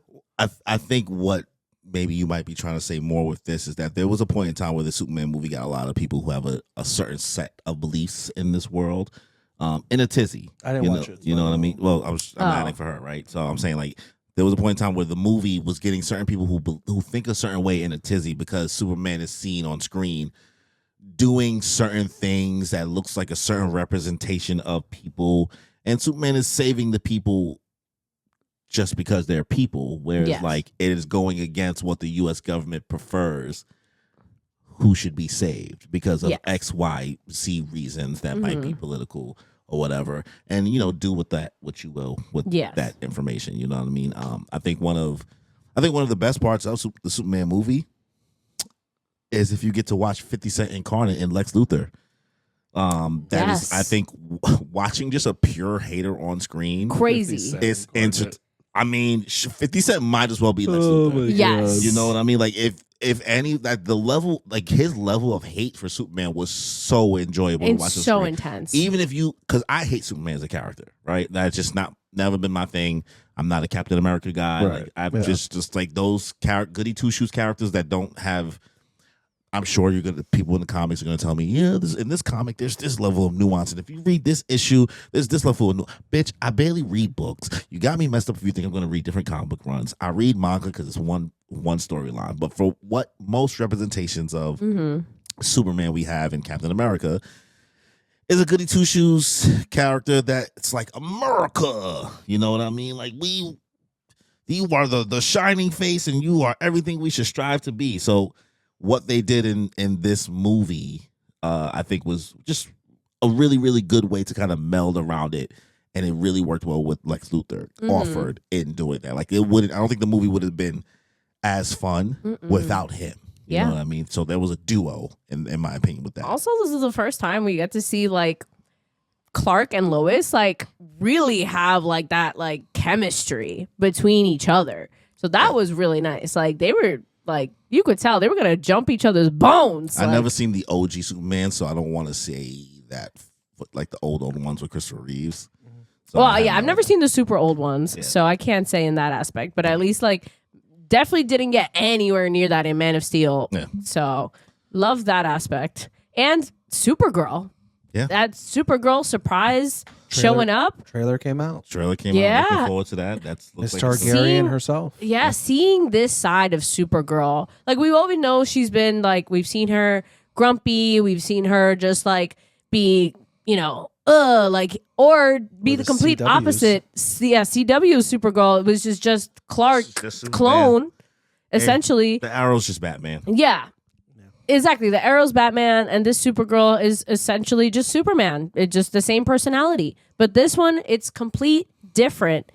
And it's nice to see. You know, it's the Supergirl, she's just a 20-year-old dealing with a lot of depression by getting drunk. She doesn't care. She's has a dog that she doesn't know how to train, that she don't really care for. She's just that woo girl.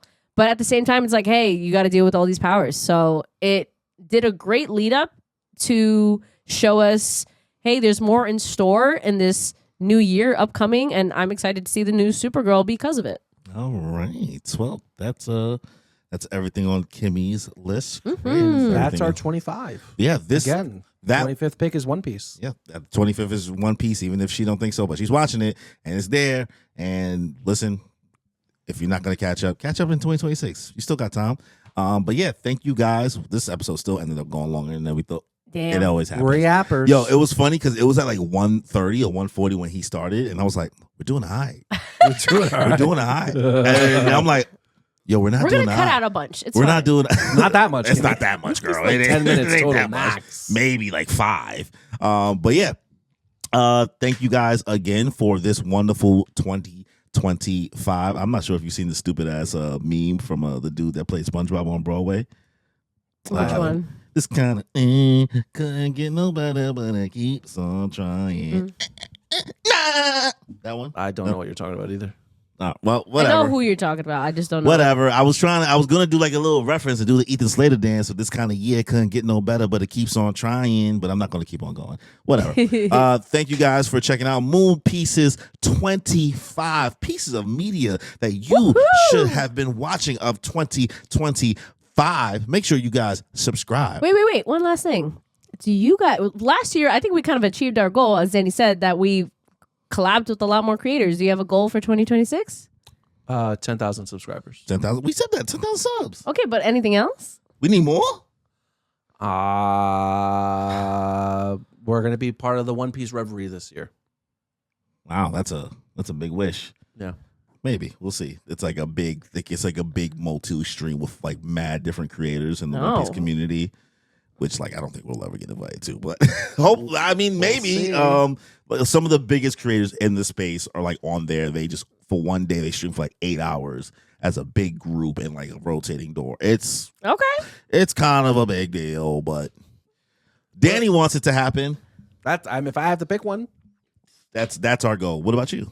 I think continuing with getting bigger and bigger creators, maybe some voice actors. You made us like pick like actual things, and you just said get bigger. No. Because I would love our next goal to start getting voice actors. Okay. I think that would be really nice. Cold email, right? Cold email. The cold email hasn't let me down yet, right? It hasn't let me down yet. Okay, now we'll close out the episode.